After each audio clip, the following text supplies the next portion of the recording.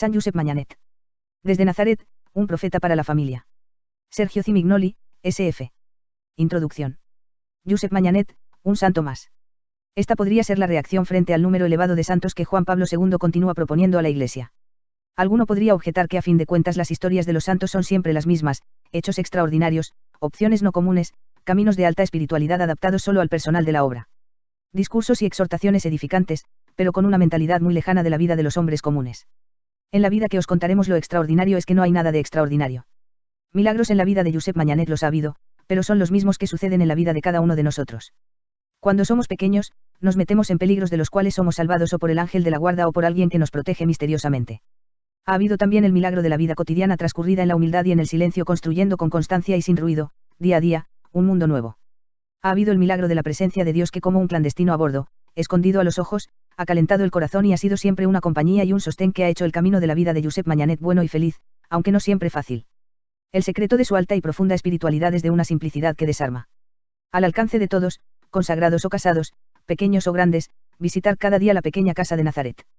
Josep Mañanet es un fundador e invitaba a los suyos, los hijos de la Sagrada Familia y las misioneras hijas de la Sagrada Familia de Nazaret, a no olvidar nunca la hermosura de su llamada y de su misión, el honor de la Sagrada Familia, el bien de las familias y la educación e instrucción de los niños y de los jóvenes. Probablemente ni siquiera se dio cuenta de la riqueza del carisma que ha dejado a la Iglesia, ha sido un profeta de la familia y de la pastoral familiar. Él no es un santo por casualidad, aunque nunca se habría esperado ser uno de los santos que rezar en la Iglesia. Habla a menudo de la santidad, pero sobre todo, con temblor, de la salvación del alma que, según él, es la cosa más importante de la que hemos de preocuparnos. El que quería a los santos como amigos y protectores para sus diversas situaciones y circunstancias de la vida, donde podía ser colocado. Seguramente como un amigo e intercesor de las familias, para que todas sean alcanzadas por la bendición de Dios que se ha derramado sobre la humanidad a través de la Santa Familia de Nazaret. Seguramente como un padre y un amigo muy tierno para los niños, a los que dedicó lo mejor de sí y a los que no hizo faltar nunca una caricia y unos caramelos. Josep Mañanet hace parte de una nueva generación de santos, auspiciada por Guardini, obedientes a Dios y encarnados en la situación cotidiana de nuestros días. Es un nuevo género de santos que invita también a nosotros a ser santos como y más que ellos. Josep Mañanet tiene un sueño, robar a Nazaret el secreto de la Santa Familia para darlo a las familias y así cambiar la sociedad, por medio de la educación de los niños y de los jóvenes. Es un sueño que nos deja para que también nosotros, como él, seamos capaces de realizarlo. Capítulo 1. Dos santos y un gran sueño. Entre las ciudades europeas, Barcelona es moderna y dinámica. En cualquier época del año la invaden jóvenes para encontrarse con gentes de todo el mundo. Los reclamos son muchos y de todo tipo. Pero, sin duda, en los últimos años, el principal ha sido el arte de Gaudí. Es el único arquitecto moderno que recibe cada año el reconocimiento de más de 2 millones de visitantes. Todos quedan encantados frente a la originalidad y actualidad de un artista genial, audaz, revolucionario, un enamorado de la belleza. Gaudí no pertenece a ningún movimiento arquitectónico, único en su género, experimentó soluciones nuevas, nunca antes intentadas. Admirador de la belleza de la naturaleza, no repitió nunca una solución. Pocos saben que su originalidad artística derivaba de una experiencia, también única, la santidad, su proceso de beatificación, tras haber superado la fase diocesana, está ya en Roma. Más allá del esplendor, la originalidad y la belleza de las obras y proyectos de Gaudí, está la extraordinaria riqueza de su persona y de su fe. Él fue un cristiano ejemplar y vivió la fe como fundamento de su vida y su trabajo. Incluso el principio que le guiaba en sus opciones artísticas derivaba de la fe. Se consideraba un imitador, no un creador de formas, porque el único creador es Dios. Gaudí decía, el hombre continúa la creación con su trabajo. Dios continúa la creación a través del hombre. Un encuentro providencial. Cuando, el 3 de noviembre de 1883, su fe y su genio artístico se encontraron con la idea de otro santo, también su vida y sus intereses cambiaron y poco a poco renunció a todo, fama y dinero, para dedicarse completamente al proyecto y la construcción del templo expiatorio de la Sagrada Familia, poniéndose totalmente al servicio de un cliente que no tiene prisa. La idea era de Josep Mañanet, un sacerdote con una visión y con unos proyectos igualmente geniales, arriesgados y proféticos. Su sueño era reconstruir una sociedad nueva a través de la familia y proponiendo a la Sagrada Familia como modelo, hacer del mundo una familia, de cada familia un Nazaret. Era todavía joven, pero ya había decidido dedicar toda su vida a la realización de su sueño, hasta el punto de proponer la construcción de un símbolo visible de su proyecto. El 24 de junio de 1869 manifestó su idea en una carta dirigida a don José Caisal, su obispo de la diócesis de Urgel: voy a manifestar a vuestra excelencia ilustrísima un pensamiento, al parecer hermoso y devoto, que, me ha ocurrido. Meditando sobre los males que traen desquiciada a la sociedad y sobre su más oportuno y eficaz remedio, y no hallándolo sino en la unión de todos los obispos con la silla de Roma en el próximo concilio ecuménico, me vino la idea de interesar al glorioso patriarca San José en este importantísimo negocio por medio de la erección de un templo expiatorio fabricado por la caridad de los españoles, grabando en su frontispicio para memoria de las generaciones futuras estas o parecidas palabras: al Glorioso Patriarca San José, patrón de la Iglesia Universal y restaurador de España. Para no ver defraudadas nuestras esperanzas, empezaríamos rezando una misa todos los miércoles a San José, implorando su poderosa protección, y todos los meses otra a María Inmaculada para los piadosos fines de los que se dignaran contribuir con sus limosnas al levantamiento de este magnífico templo. Espero que vuestra excelencia ilustrísima se dignara darme su parecer caso de merecer su aprobación. En caso afirmativo, excusado es decir que se daría exacta cuenta de los ingresos y gastos para que nadie pudiera sospechar de la buena inversión de los fondos. Al final de la carta hay una apostilla, escrita por el mismo Josep Mañanet algún año más tarde, cuando la construcción del templo se había iniciado, nota. Este pensamiento lo comuniqué más tarde al señor don José Bocabella, viuda Pla, de Barcelona, quien lo inició en el propagador de la devoción de San José, dando todo esto pie al levantamiento del famoso templo de la Sagrada Familia. Hubo un momento en que se intentó que fuese el propio Josep Mañanet el que se hiciera cargo de la animación del templo, pero él estaba demasiado ocupado en la realización de su sueño y no le fue posible aceptar, pero en cualquier caso permaneció fiel a su compromiso de sostener, con la oración y la entrega de donativos, su idea. Después de su muerte en 1901, sus religiosos siguieron animando la obra del templo y él desde el cielo continúa contribuyendo misteriosamente. El mismo Gaudí, más de una vez, en su sencillez y humildad, admitió sentirse apoyado por personas desconocidas. Nadie puede gloriarse, dijo una vez, porque todo es don de Dios, a menudo él se sirve de cualquiera. A veces creemos que nos toca a nosotros la gloria de aquello que es bueno y los méritos que cada uno de nosotros, con su talento, se ha ganado realizando algo importante, cuando en realidad, se debe a un alma desconocida que reza por el éxito de una persona más conocida. Es extraordinario cómo la idea inicial de Josep Mañanet fue acogida y respetada por Gaudí y continúa siendo respetada en nuestros días. Aquello que se está culminando en Barcelona no es solo un templo magnífico sino la más grande y extraordinaria obra de arte que se está construyendo hoy en el mundo. Muchos patrocinadores se han ofrecido para acelerar los trabajos, pero no obstante las presiones tan atractivas, han sido rechazados. El padre Mañanet y Gaudí quisieron que se edificase solo y exclusivamente con la caridad, las limosnas del pueblo, en la Sagrada Familia, dice Gaudí, todo es fruto de la providencia, incluso mi participación como arquitecto. Y para decirlo con pocas palabras, añadía, este templo lo acabará San José. Cuando en 1915 los fondos para la construcción del templo escaseaban, se hizo el mismo pobre, llegando a pedir limosna entre la rica burguesía de Barcelona para continuar la obra. Extendiendo la mano por las calles y las casas de la ciudad que lo había hecho famoso, pedía un céntimo por amor de Dios. Florecieron así las anécdotas y leyendas acerca de un hombre que había renunciado al dinero y a la fama, por una empresa que muchos consideraban imposible. Originalidad y simplicidad de la naturaleza y de Nazaret. Josep Mañanet y Antonio Gaudí estaban guiados, en sus proyectos, por la misma idea madre. Gaudí creía que su responsabilidad era aquella de unir con un hilo de oro la creación de Dios, la naturaleza con la arquitectura. Buscaba las soluciones en la naturaleza y las transfería a la arquitectura. Decía, mi maestro es el árbol del jardín que está frente a mi ventana. Estaba convencido de que la originalidad consiste en la vuelta a los orígenes, originales, por lo tanto, aquello que con medios nuevos permite volver a la simplicidad de las soluciones primeras. Mañanet decía, volvamos a la simplicidad de Nazaret donde todo tuvo inicio. Vayamos cada día a Nazaret, porque ellos, Jesús, María y José, son nuestros maestros, tomemos de ellos los secretos para la reconstrucción de la familia, de la Iglesia y de una nueva sociedad, con medios y mentalidad nueva. Atemos con un hilo de oro la experiencia de aquella extraordinaria familia a la vida de las familias de hoy, para transmitir las bases sólidas que crean relaciones sanas y educativas. Ambos estaban fascinados por el misterio de la encarnación. Gaudí, al inicio del siglo XX, en la periferia semidesierta de Barcelona, trabajaba en la edificación de la fachada del Nacimiento, la única de las tres que ha sido construida bajo su dirección. Quiso comenzar con la fachada dedicada a la Encarnación, porque los misterios de la infancia de Jesús son aquellos que hablan más directamente al corazón del pueblo. También Josep Mañanet estaba convencido de que el camino más cercano al corazón de la gente, para la edificación de buenas familias, debe partir de nuevo desde Nazaret. Gaudí, según el decir de aquellos que le conocieron, era un santet muy humilde, muy religioso. Mientras construía la Sagrada Familia, por osmosis, le construía él espiritualmente. Ve, repara mi casa. Mañanet se identifica con el discípulo que cada día aprende algo nuevo del misterio de Nazaret. Él se dedica constantemente a profundizar en un conocimiento sapiencial y cordial. También para él se trata de entrar en empatía, en simbiosis con la Sagrada Familia, para dejarse transformar por ella. Ambos, como Francisco de Asís, amantes de la sencillez, poseían un espíritu extraordinario de pobreza y por ello también a ellos el Señor les dice, ve, repara mi casa. Gaudí responde a este mandato construyendo un templo con piedras que hablan. Uno ve las piedras de la Sagrada Familia y es evangelio puro. La Sagrada Familia es un libro para todo el mundo, para quien tiene fe y para quien sabe leer con el corazón y la mente. Lo testimoniaba también el poeta García Lorca visitando, junto con Dalí, la fachada del Nacimiento. Viendo esta fachada yo siento gritar. Escucho a gente que grita. Miro más alto y aumenta el grito, y se mezcla con el sonido de las trompetas de los ángeles, y no puedo resistir. Por esto la arquitectura de Gaudí la comprenden mejor los niños que los arquitectos, porque los niños no tienen prejuicios, conservan todavía la inocencia. Ven una cosa que es agradable porque se asemeja a la naturaleza, y la naturaleza es placentera.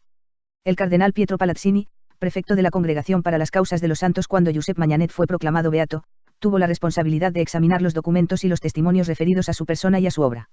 De todo esto se formó una opinión personal. Por los estudios hechos sobre Mañanet y por los escritos de los testimonios, yo le considero como un nuevo San Francisco de Asís, a quien un día Jesús dijo: ve, repara mi casa.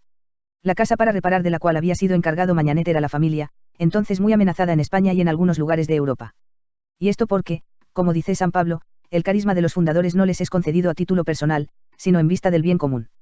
Si cada fundador tiene una misión, el cielo encomendó a Mañanet el cuidado de la iglesia doméstica, la familia, y ella fue el objeto primordial de sus preocupaciones pastorales. Mañanet experimentó el daño que hacían a la familia las nuevas doctrinas secularistas y antirreligiosas y por esto estoy convencido que su mensaje es actual y prioritario en relación con los problemas familiares de hoy. 2 iniciativas con futuro.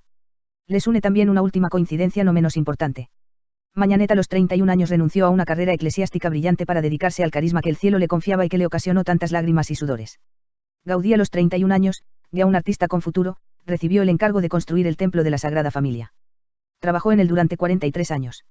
A partir de 1910 renunció a cualquier otro encargo, para dedicarse exclusivamente al templo. En el último año de su vida eligió vivir en el templo, como hacían los antiguos artistas y artesanos. Él sabía que no podía unir su nombre a la obra acabada, no quisiera terminar yo los trabajos, porque no sería conveniente. Es necesario conservar siempre el espíritu del monumento, pero su vida debe depender de las generaciones que se lo transmitan y con las cuales la Iglesia vive y se encarna. Gaudí fue sepultado en la cripta, pero su genio de artista total está tan vivo y presente que visitando su obra de arte, en construcción, parece que uno se encuentra en una cantera de las catedrales de la Edad Media. El espíritu y el fervor de las obras es aquel, solo que los andamios y las estructuras precarias de antes han sido sustituidos por grúas imponentes, ascensores, técnicas de trabajo vanguardistas, arquitectos, ingenieros, y trabajadores con cascos brillantes. Pero algunos jarrones de flores, bien cuidados, cercanos a los talleres de los trabajadores del templo, nos remiten a la idea de la belleza de la naturaleza, de la cual han sido robadas las figuras arquitectónicas más audaces del templo. Dicen que en el 2005 estará terminada la fachada principal, la de la Gloria, actualmente están construidas la del Nacimiento y la de la Pasión. Contemporáneamente se levantarán las 2 torres más altas, la de la Virgen y la del Redentor. En el año 2020 el sueño de los 2 santos llegará a ser una realidad. El templo de la Sagrada Familia unirá para siempre la Santa Familia a la vida de las familias.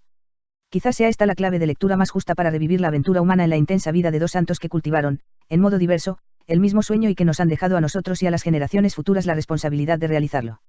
De Gaudí como artista se ha escrito muchísimo y creemos que se escribirá mucho más de él como santo. En estas pocas páginas queremos recorrer, a grandes pinceladas, la vida de Josep Mañanet, sus intuiciones, sus amores, su obra, y será también para el que lee, una gran sorpresa. Capítulo 2. Una infancia que ilumina toda la vida. Josep Mañanet nació en Tremp, un pueblo situado en una cuenca, al abrigo de los Pirineos, en España. Era el 7 de enero de 1833. Fue bautizado el mismo día en la iglesia de la Virgen de Valdeflors, Valle de las Flores, situada a pocos pasos de su casa. Era el más pequeño de 9 hijos. Antonio y Buenaventura eran 2 buenos padres, trabajador incansable, él, muy sensible y siempre atenta, ella. Él trabajaba en el cultivo de una pequeña propiedad de la familia, con la tenacidad típica de la gente de montaña, que sabe cuánto sudor cuesta sacar fruto de una tierra tan avara y, como dice la sabiduría popular, son capaces con su obstinación de sacar el pan de las piedras. Josep heredará de su padre la nobleza de carácter, el sentido del deber, el amor al trabajo incluso manual y la tenacidad que, unidos a la determinación y a la iniciativa de su gente, lo harán digno hijo de Tremp, que en catalán significa, temple, vigor, fortaleza de ánimo. La madre estaba atareada en casa y en el cuidado de los hijos, pero encontraba siempre tiempo para hacer una visita y saludar a Nuestra Señora de Valdeflors, de la cual era muy devota. A Josep, que era el más pequeño, lo llevaba siempre consigo. Lo que se vive en la infancia tiene una influencia determinante para toda la vida. Josep no tuvo una infancia fácil. La vida le hizo encontrar rápidamente con el dolor, el sufrimiento y la pobreza. Muy pronto, con apenas tenía 20 meses, quedó huérfano de padre. En aquella edad no se llega a entender la idea de la muerte, pero la falta de un padre bueno como Antonio, hizo sufrir durante mucho tiempo a Josep, incluso cuando ya era joven. Afortunadamente la madre era una mujer piadosa pero también firme y generosa. El amor de las 2 madres, el coraje y la fuerza con que la madre, sola, llevó adelante a la familia lo ayudará a ser un hombre de grandes iniciativas y a intuir las necesidades de su tiempo para los jóvenes y las familias y a dar una respuesta concreta con la obra que realizará. Nunca se acobardará ante las dificultades, feliz de poder gastar su vida al servicio de los más pobres, y entusiasmar a muchos otros, hombres y mujeres, que quisieran compartir con él el don que Dios le había hecho. La gran fe y la piedad de la madre ayudaron a Josep a crecer con una gran confianza en el corazón. Uno de los recuerdos más hermosos de su infancia fue el día en que mamá Buenaventura lo consagró a la Virgen. Lo recordará al final de su vida, en la página de sus escritos en la que nos cuenta este episodio, donde se descubre su sensibilidad, la fascinación por la belleza, su corazón de poeta y su gran amor. Como él mismo dice, no fue un sueño, sino una realidad, que lo conté a mi madre y todavía hoy lo recuerdo perfectamente. Una realidad que ha atravesado toda su vida, como uno de aquellos momentos que la iluminan para siempre. Yo era, y mejor lo sabes tú, oh hermosa y siempre pura, era yo un jovencito de 5 años. Mi madre, que con vos descanse, conociendo mi afición por lo bello, me llevó un día consigo a una casa muy grande, donde vi una señora de imponderable hermosura, con los brazos extendidos y en ademán casi suplicante, de pie sobre un hermoso trono, rodeada por una resplandeciente aureola, con 12 estrellas alrededor de su cabeza, y que con sus delicados fuertes pies aplastaba la cabeza de un gran culebrón. Nos acercamos, y, al llegar junto a la misteriosa señora, mi madre se postró a sus plantas, y yo imité su acción, y me incliné también a besar el pedestal de aquella gran señora. Mi madre habló largo rato con voz baja a aquella beldad. Yo, queriendo adivinar, por el movimiento de los labios, lo que decía, posé mis ojos, que los tenía fijos en la hermosa, en los de mi madre, y observé que gruesas lágrimas brotaban de los suyos. Mi madre lloraba. ¿Qué es lo que os mueve a llorar?, le dije. Mas ella, sin hacer caso, al parecer, de mi pregunta y volviéndose a la bella, entre amargos sollozos le dice, María, ahí tenéis a vuestro hijo, a este tierno niño que os ama. No permitáis que, cuando yo falte, trueque vuestro cariño por el de él. Sin poder continuar, fue su voz apagada por el copioso llanto que vertía en sus ojos. Yo también lloré y llorando me quedé dormido, luego de haber cerrado los ojos, vi con los del alma, y no fue sueño, sino realidad, pues lo conté a mi madre y aún hoy lo recuerdo perfectamente. Sí, yo la vi. Yo vi aquella beldad. Yo os vi, oh bella María, cuando, llena de majestad y de compasiva hermosura, inclinando suavemente la resplandeciente cabeza, empuñando el cetro de vuestra celestial monarquía, me abristeis vuestros brazos y me estrechasteis contra vuestro inmaculado corazón. Oh María, yo os amo. A este grito desperté, y mi madre, acercándoseme, me dijo, no llores, hijo mío. Nuestra buena reina ha oído mis súplicas y ha recogido tus lágrimas.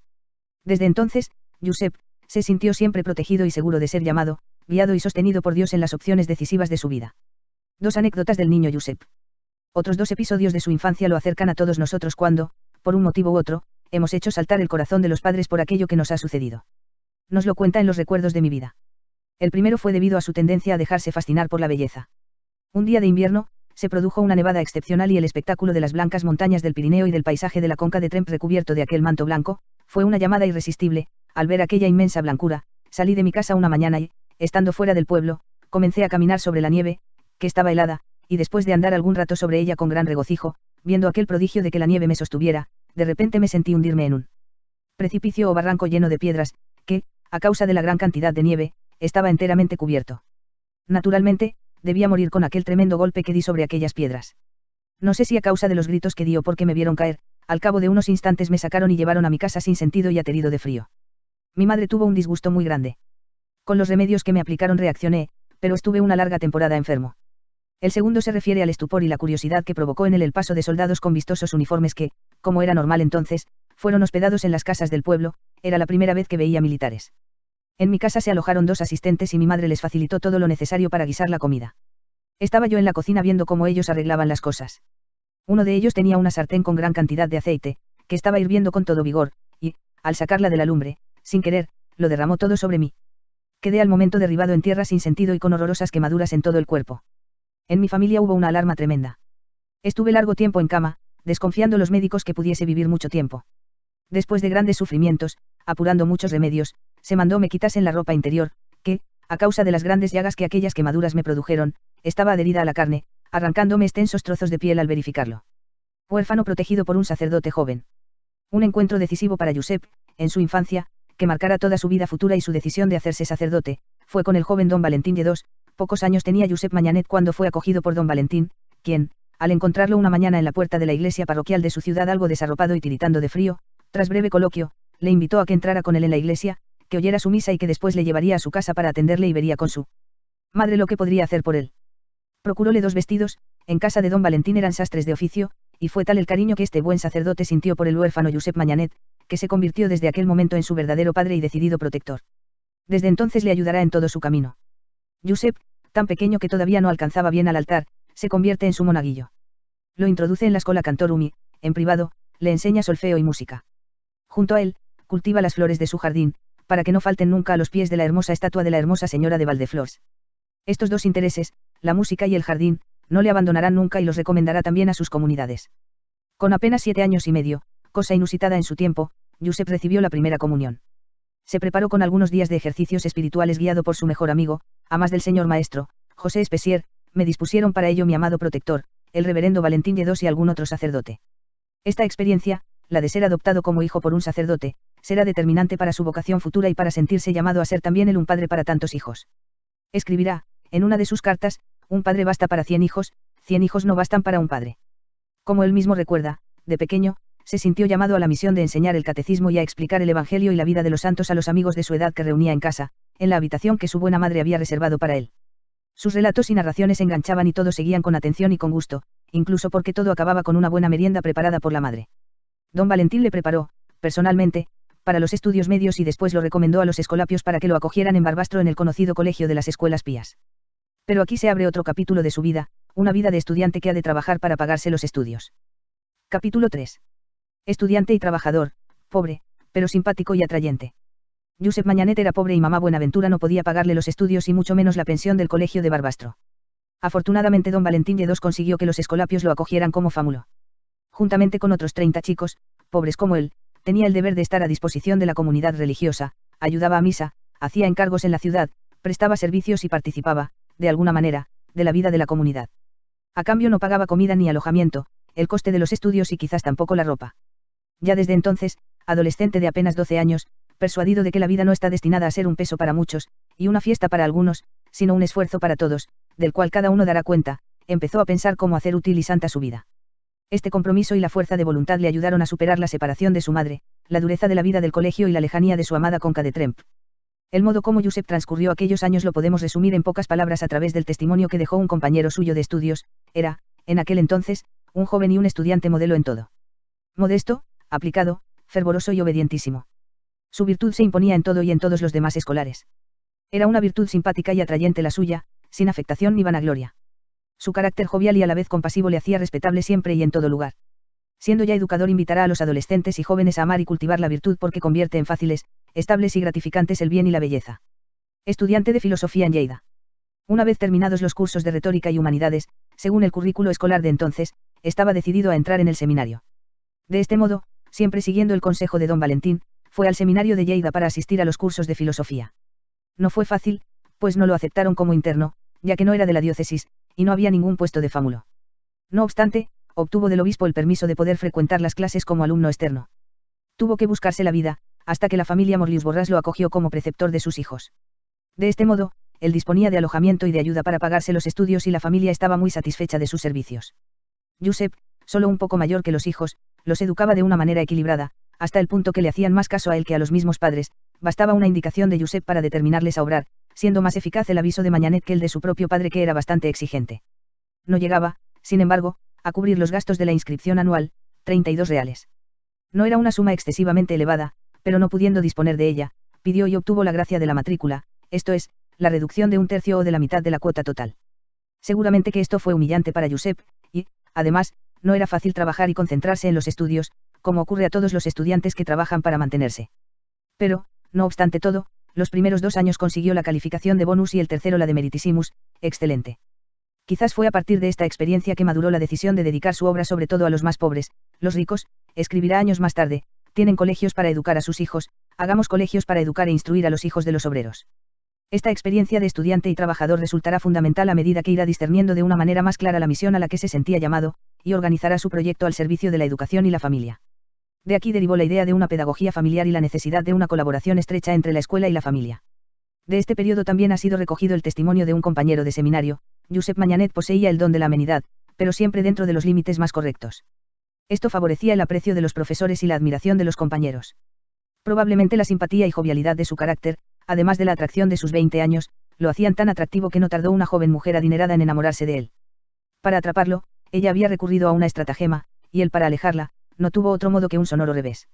En la defensa de la castidad fue siempre transparente y muy decidido. Educado y amable con todos, también con las mujeres, pero sin permanecer atado a compromisos afectivos que le habrían hecho perder la libertad de poder vivir plenamente su misión de padre, siempre disponible para atender a todos. Sabía que la castidad es la virtud que hace posible el amor verdadero y la fuerza que empuja al don total y gratuito de uno mismo. Familiar del obispo de Urgel. Terminada la filosofía en el seminario de Lleida, Josep Mañanet se trasladó a Seu de Urgel, sede de la diócesis a la que pertenece Tremp, para continuar los estudios de teología. Justamente aquel año había sido reabierto el seminario por el nuevo obispo José Caisal, que llegó a ser para Josep un padre, un consejero y un punto de referencia. Desde el primer encuentro lo acogió con amabilidad y, sabiendo que era pobre y, no obstante las dificultades, continuaba en los estudios, lo acogió como familiar en el palacio episcopal. A cambio le ofrecía la manutención y asumía las mensualidades para todos los estudios teológicos. Josep respondió con gratitud a la generosidad del obispo: desde aquella fecha nada hice ni emprendí sin el consentimiento y la paternal aprobación de mi virtuoso prelado y padre espiritual a la vez. De este modo entró en la familia del obispo formada por entre 7 y 9 personas, un vicario general, un secretario, un mayordomo, un paje ayuda de cámara y otro sacristán, un cocinero, un criado y un portero. La vida de palacio estaba regulada por el ritmo de una verdadera comunidad religiosa, todos asistían a la misa y a las actividades comunes de la casa con puntualidad, casi al toque de campana. Existía un reglamento, plan de palacio, que tenía que ser cumplido puntualmente: no se dirá de tú a nadie, ni aun a los criados, y se amarán todos en Jesucristo. Tratarán con especial atención a los forasteros que vengan a visitar al señor obispo, entrarán luego el recado y se abstendrán de toda altivez y falta de crianza. Estaba previsto el llamado silencio monástico: no levantarán nunca la voz, guardarán silencio desde que concluya la recreación por la noche hasta la hora del desayuno al día siguiente. Si fuese necesario decir algo, será en voz baja y no más que lo indispensable.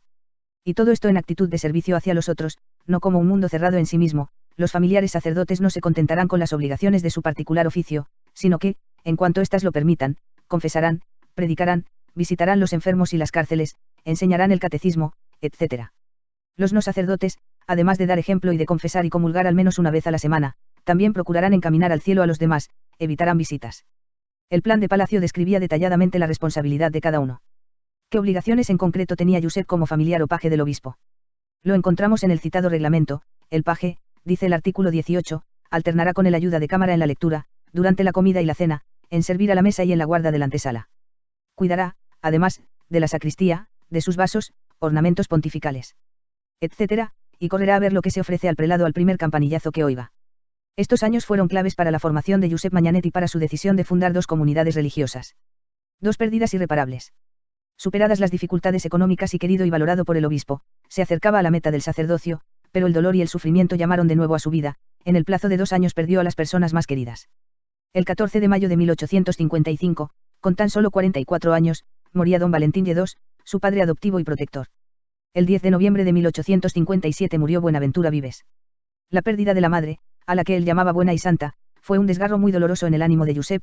Quizás le recordó el desgarro de la ropa que se llevaba a la piel de la quemadura, cuando, siendo pequeño, fue quemado por el aceite ardiente derramado por los soldados. Por poco tiempo, ella que había soñado con verlo sacerdote desde que era pequeño, no pudo verlo. Josep Manyanet fue ordenado sacerdote 1 año y medio después, el 9 de abril de 1859, por Caisal que, considerándolo ya como un hijo, quiso que celebrara su primera misa solemne en la capilla del Palacio Episcopal. Capítulo 4. Para ser feliz siguió la voz del corazón. Ordenado sacerdote, el obispo Caisal, valorando sus cualidades, lo nombró mayordomo de palacio. Josep se hizo merecedor de aprecio por su capacidad organizativa y por su fidelidad y entusiasmo. El obispo se preocupaba de la formación humana e intelectual del clero. Por esta razón encargó reordenar la biblioteca a su mayordomo y proveerla de nuevos libros. Lo nombró, por lo tanto, también bibliotecario, con la responsabilidad de mantener la biblioteca siempre abierta, excepto los días de fiesta. Con el paso del tiempo, la confianza y las esperanzas en el joven sacerdote aumentaban. Lo llevó consigo a las visitas pastorales que hacía en los valles de los Pirineos, sobre todo durante el verano. Las visitas eran auténticas expediciones misioneras que duraban meses y no se limitaban a los aspectos burocráticos. Los años pasaban rápidos entre las ocupaciones de palacio, la administración y los compromisos pastorales y Josep, joven sacerdote, se sintió cada vez más llamado a comprometerse a favor de las familias y de la educación de los más pequeños. Comenzó a confiarse con su padre y obispo, el cual se ponía triste y de mal humor cuando Manyanet le hablaba de marcharse. Las largas noches de Urgel. No fue una decisión fácil. En la tradición de los hijos de la Sagrada Familia, se habla de las largas noches de la Seu de Urgel. Noches en las que se dedicó a meditar largamente y a rezar intentando comprender el camino a tomar. Reflexionó y reflexionó largamente y cuando sintió, en su corazón, la voz de Dios que lo llamaba, fue a donde lo llevaba el corazón. Sabiendo que es tarea de cada hombre conocer bien hacia qué camino lo atrae el propio corazón y después elegirlo con todas las fuerzas, sin titubeos o lamentos, en sus escritos, invitará a todos a hacerlo para ser personas felices. Dios tiene un amor tan grande a los hombres, que tiene también de ellos un particular cuidado. Conoce el interior de cada uno y sabe con qué inclinaciones y cualidades ha enriquecido a cada persona. Suavemente pues inclina a cada uno al estado de vida que conviene mejor a cada uno, para que sea feliz y alcance la salvación. Parecerán coincidencias, pero un encuentro entre amigos, una lectura que conmueve, una explicación de la palabra de Dios que toca al corazón, las desilusiones y traiciones que derivan de la vida y de las personas que menos lo esperas y tantos otros acontecimientos, abren el camino para llegar a una elección más bien que a otra. Cada llamada exige mucho amor y fidelidad, y a cambio da la felicidad aquí y en la eternidad. Como un jardín es hermoso por la diversidad de plantas y de flores y por el arte y el buen gusto con el que son distribuidas, así la Iglesia resulta más hermosa por la variedad de las vocaciones que el Señor le da y después distribuye con arte divino. No somos nosotros los que lo elegimos a Él, sino que es Él quien nos elige a nosotros, y nos llama, y de diversas maneras nos guía para hacernos capaces de responder prontamente y de perseverar en el camino justo. A los 31 años, tras apenas 6 años de sacerdote, abandonó la seguridad de una carrera eclesiástica con futuro y bien programada para continuar un sueño que lo llevará por caminos inexplorados mucho más difíciles y comprometidos que los senderos de la montaña que estaba acostumbrado a recorrer. No de muy buena gana el obispo le dejó marchar, pero le bendijo y siguió con mucho interés el desarrollo de su obra. Los hechos y los encuentros que ayudaron a Josep Mañanet a ser tan determinado en la respuesta a lo que creía una llamada para su vida, convierten su proyecto en muy actual también para nuestros días. Amenazas contra la familia. En aquel periodo, en España y en Europa, se vivía una época de grandes luchas que llegaron a ser muy violentas contra la Iglesia y sus instituciones, hasta la supresión de las órdenes religiosas y la persecución abierta y cruenta contra sus representantes.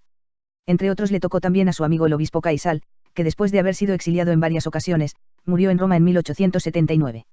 En estas luchas de poder político entre carlistas y liberales, la Iglesia en España se encontró tristemente dividida. Sus hombres se decantarán unos de un lado y otros de otro. Pero la lucha más fuerte, en aquel momento como hoy, fue en el plano ideológico. El objetivo era de descristianizar la sociedad, en España y en Europa, empezando por lo que es el fundamento, la familia. En tiempos de Mañanet con las armas y la imposición, en nuestros tiempos en nombre de la libertad y con el extraordinario poder de los medios de comunicación social, a través de los cuales cualquier ocasión es buena para ridiculizar y banalizar el mensaje cristiano. Hoy también el Papa Juan Pablo II, aunque es admirado y seguido por los potentes medios de comunicación, cuando se refiere a la esencia del mensaje del Evangelio y de sus exigentes opciones, se convierte en un hermoso florero. Si la Iglesia hace estas opciones, se quedará sola, en esto nadie la seguirá. La cultura dominante de entonces, como la de hoy, buscaba desestabilizar a la familia haciendo pasar el mensaje de que la propuesta cristiana estaba superada, era obsoleta, anacrónica, oscurantista, contraria al progreso de la ciencia y de la evolución social. Solo una propuesta plenamente laica y secularizadora podía prometer derechos y dignidad en una sociedad nueva. Josep Mañanet, hace ya siglo y medio, intuyó que nos estábamos jugando, y nos lo estamos jugando todavía, el futuro de la humanidad. Joven sacerdote, iluminado por el Espíritu, entendió aquello que se apunta en la Familiaris Consortio, el futuro de la Iglesia y de la sociedad pasa a través de la familia. Arriesgando la propia vida. Muchos cristianos de entonces, como los de hoy, no supieron responder más que con el silencio o acomodándose a la opinión reinante. Él en cambio no transigió, y hombre decidido como era, no tuvo miedo de arriesgar incluso la vida. Se encontró en medio de dos revoluciones, la de 1868 mientras estaba en Tremp, y la de 1873, al poco tiempo de llegar a Barcelona. En 1868 permaneció en su lugar, a pesar de ser perseguido, calumniado, y abiertamente amenazado de muerte. Yo trabajaba por Dios, y estando Dios con nosotros, ¿quién contra nosotros? Fue justamente en este periodo cuando uno de los jóvenes más encarnizado contra él, en una pelea entre soldados, asesinó a un oficial del ejército. Fue detenido y encarcelado en espera de ser ejecutado. Él, sin titubeos, arriesgando la vida, fue desde Tremp a la Seu de Urgel, con el fin de obtener del gobernador de aquella ciudad la gracia en favor del condenado a muerte que, junto a otros 3 compañeros, había sido su peor enemigo hasta el punto de estar dispuesto a atentar contra su vida. El 11 de febrero de 1873, después de la Revolución, fue proclamada en España la Primera República. Mañanet, vestido de paisano y dejándose crecer la barba, se encontró paseando por las Ramblas. Un señor elegantemente vestido había convertido la popular arteria ciudadana en un Hyde Park londinense y hacía un verdadero mitin, en el cual la religión y la Iglesia no quedaban precisamente en buen lugar. Mañanet reaccionó, el padre, encendido de santo celo por su fe ultrajada, se abrió paso en medio de los oyentes y, llegando delante del impostor, osó contradecirlo en voz alta, demostrando al público oyente la falsedad de aquellas opiniones. La confutación fue hecha con tal energía y elocuencia, que aquel emisario de Satanás quedó mudo, incapaz de resistir a sus argumentos. Mientras el padre defendía así la verdad, se dio cuenta de que un individuo armado de pistola intentaba llegarse a él, pero la tentativa de agresión quedó sin efecto, porque el padre, sin saber cómo, se halló lejos de aquella muchedumbre y a salvo de sus enemigos. Las dificultades de los inicios. Además de estos episodios extraordinarios, los primeros tiempos fueron muy duros en todos los sentidos y fue necesario toda su fuerza y coraje para seguir hacia adelante. En 1865 había empezado en Tremp con 5 niños acogidos en unos entresuelos, en los que era necesario quitar las camas durante el día cuando se hacía las clases, y por la tarde se cambiaban los bancos cuando se tenía que dormir. Al año siguiente todo había mejorado, según su punto de vista positivo. Ya tenemos un tanto arregladas nuestras cosas, escribía a Caisal. Los estudiantes son 14, los internos, 8. Pocos son, mas todos los inicios son dificultosos. Lo que nos falta es local, Pues algunas cosas no podemos hacerlas cual conviene. Cuando en 1868 llegó la revolución, el colegio que, aunque estaba en sus inicios, había ido creciendo en número de alumnos, no cerró. Recibió, no obstante, fuertes presiones e imposiciones desorbitadas. Resistió hasta que pudo y, en 1875, tuvo que cerrar durante 2 años. Mientras tanto maduró la decisión que era urgente bajar a Barcelona para ampliar su obra en una gran ciudad y ponerse al servicio de los ambientes más pobres. Siento una misteriosa fuerza en mí que de mucho tiempo me llama a Barcelona. En mayo de 1872 llegó a Barcelona con 3 religiosos. Se hicieron cargo de una escuela de la parroquia de San Francisco de Paula, patrocinada por la Junta de Señoras fundada por doña Dorotea de Chopitea, una benefactora de la ciudad que había fundado las salas de asilo en las que eran admitidos niños de ambos sexos, de 4 a 6 años, pertenecientes a familias pobres de la clase obrera, y cuyos padres no podían ocuparse de ellos a causa del trabajo.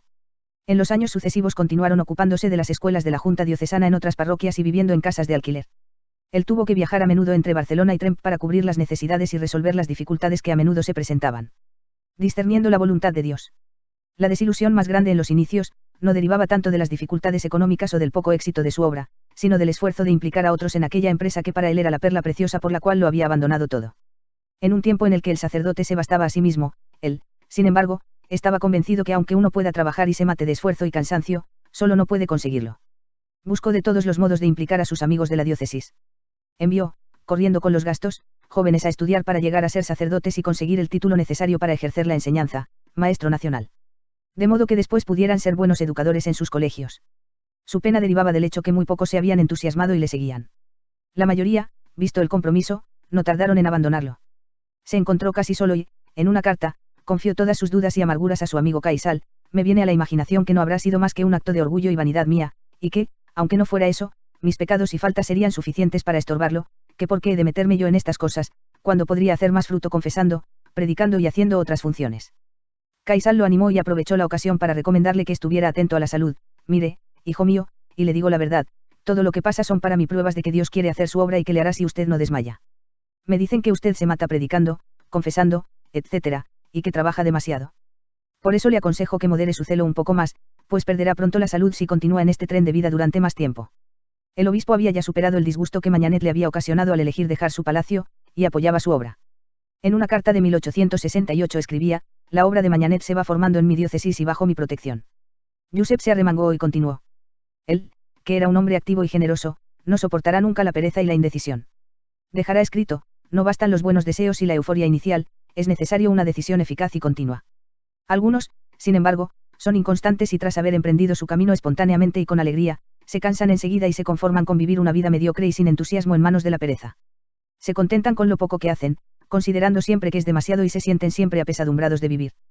Tal indolencia les lleva a tener poca autoestima y cuidado de sí, es como una grave enfermedad que poco a poco lleva a la muerte. En este camino no ir hacia adelante, quiere decir volver hacia atrás. Quien no hace fructificar los dones de Dios se hace siempre más pobre y amargado. No llegará nunca a disfrutar plenamente el don de la vida. No saboreará nunca la dulzura y las consolaciones de quien es generoso y atento. Quien es perezoso y descontento de todo no es capaz de reconocer la importancia de su llamada y para él todo pierde significado y se abandona en su vida. Dios no quiere nuestro amor porque tenga necesidad de nosotros, Él es inmensamente feliz y beato en sí mismo y no tiene necesidad de nadie, pero quiere hacernos semejantes a Él y quiere que seamos generosos con todos como lo es Él con todas las criaturas. Cada uno debe sentirse un privilegiado por el amor y la elección personal que Dios ha hecho de él, de la escuela de Nazaret. Por el honor de Jesús, María y José. Después de las amarguras que experimentó durante los primeros tiempos, el 2 de febrero de 1870 hizo la primera profesión religiosa y al escribir poco a poco las constituciones de los hijos de la Sagrada Familia, quiso introducirlas con una llamada muy clara a aquellos que decidirán seguirlo. Todos los que con la gracia del Señor han sido llamados a esta congregación, tengan siempre presente y procuren recordar que, a ejemplo de Jesús, María y José, no han venido a ser servidos sino a servir. Y a entregar su vida por todos para ganarlos para nuestro Señor Jesucristo.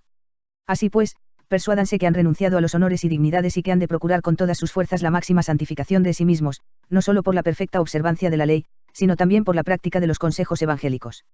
Y como el objeto de este nuestro instituto, a saber, acoger a los niños y los jóvenes, enseñarles, instruirles y formarles según el corazón de Jesús, es ministerio de continuado sacrificio, conviene en gran manera que seamos hombres crucificados a todas las cosas del mundo y Él en nosotros, procuremos guiar a los demás con las armas de la justicia, usándolas diestramente de una y otra parte, ya por la honra y deshonra, por la infamia o buena fama, ya por la prosperidad o adversidad, no.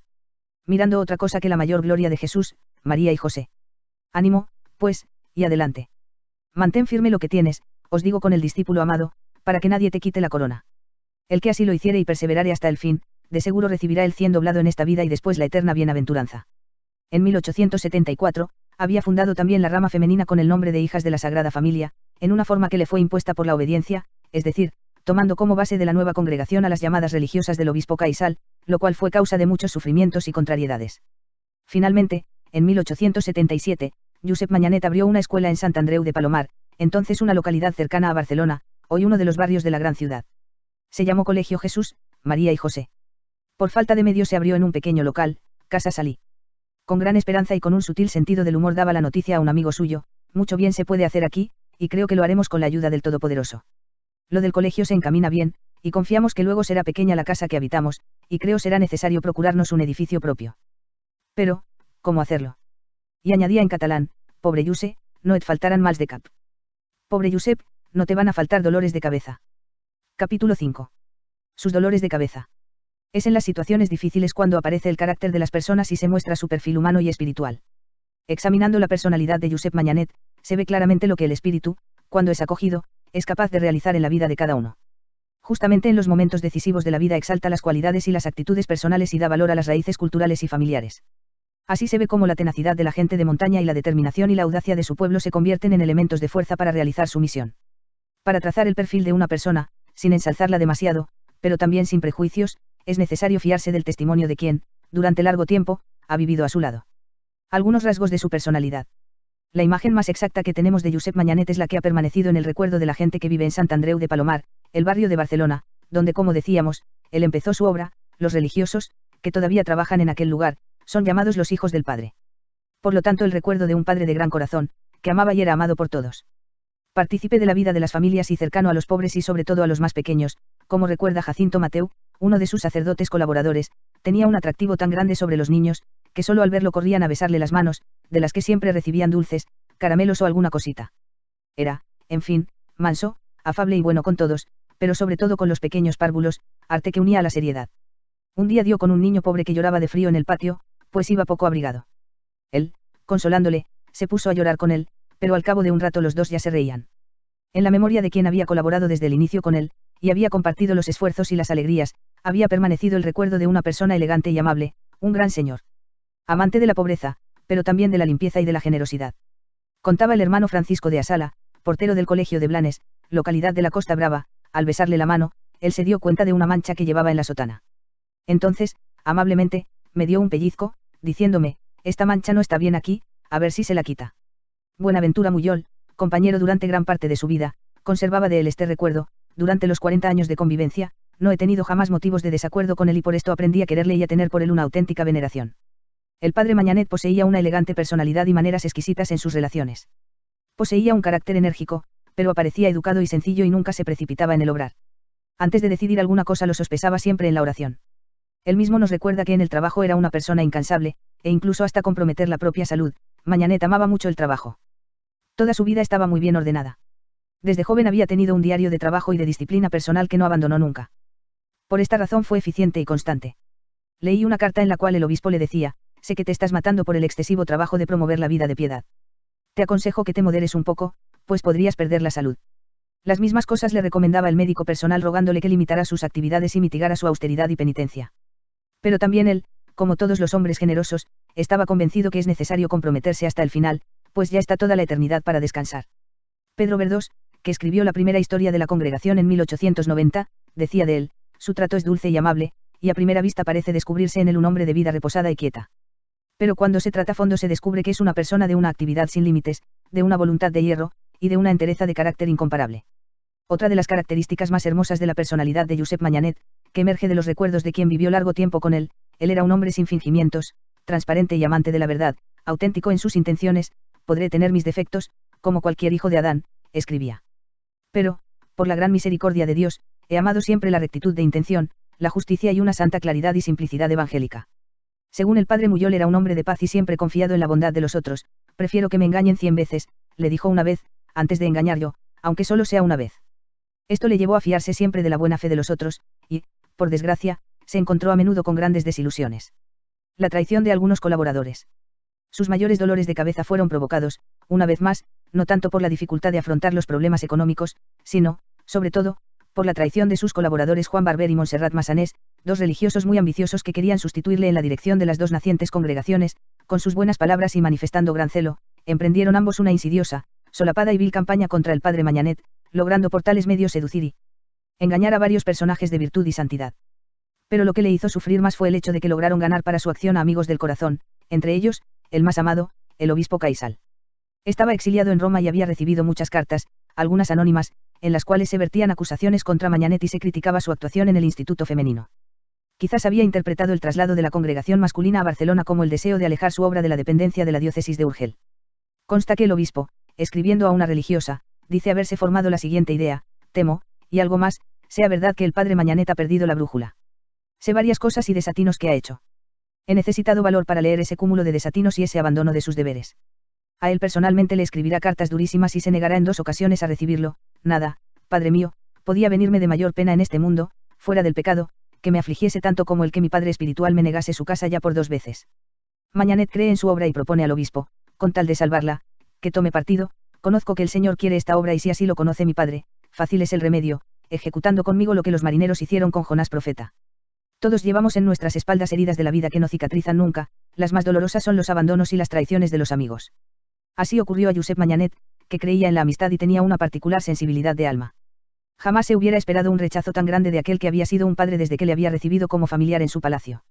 Le escribirá con una sentida llamada, si más tarde el padre me dispensa la dicha de verle y abrazarle. Pero no fue posible porque el obispo murió pronto, y él, en la última carta, lo llamará igualmente padre 17 veces. Josep Mañanet, los últimos 16 años de su vida, a consecuencia de unas operaciones quirúrgicas, tenía heridas sobre el costado que no cicatrizaban, pero seguramente le provocaron menos dolor de esta que le había llegado a lo más íntimo. Aceptó con mucha mayor serenidad la decisión que tomó el nuevo obispo, Salvador Casañas, de destituirlo como superior general de la congregación femenina. Hemos creído conveniente disponer, que por ahora y mientras otra cosa dispongamos, se abstenga usted de ejercer su cargo de superior o director del Instituto de la Sagrada Familia, cuya dirección, así en lo espiritual como en lo temporal, asumímonos personalmente. Resaltó, en esta ocasión, otra de sus cualidades, la obediencia incondicionada. Sufrió la humillación de 2 visitas canónicas, hasta que todo fue aclarado y él tuvo la fuerza de seguir adelante. La pobreza como opción de vida. También afrontó siempre con mucha decisión los problemas económicos. Como hemos ya visto, desde niño a estudiante, a seminarista, a fundador, la pobreza fue siempre su compañera. En una ocasión confesó que no tenía ni dinero para el tranvía. La falta de medios económicos era tan grande que en algunos momentos habría desanimado a cualquiera. Sin embargo, una de sus reglas era, no desanimarse nunca y esperarlo todo de Dios.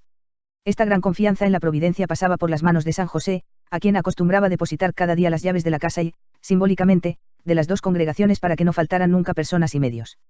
Solo los medios necesarios para afrontar las necesidades y no para hacer ganancias, como recomendaba a las religiosas, es preciso facilitar la instrucción cristiana, seguras de que ese es el espíritu de la Sagrada Familia, lo demás lo cuidará San José. La cuestión es el número para hacer el bien y no para hacer negocio, como por desgracia hacen muchos colegios.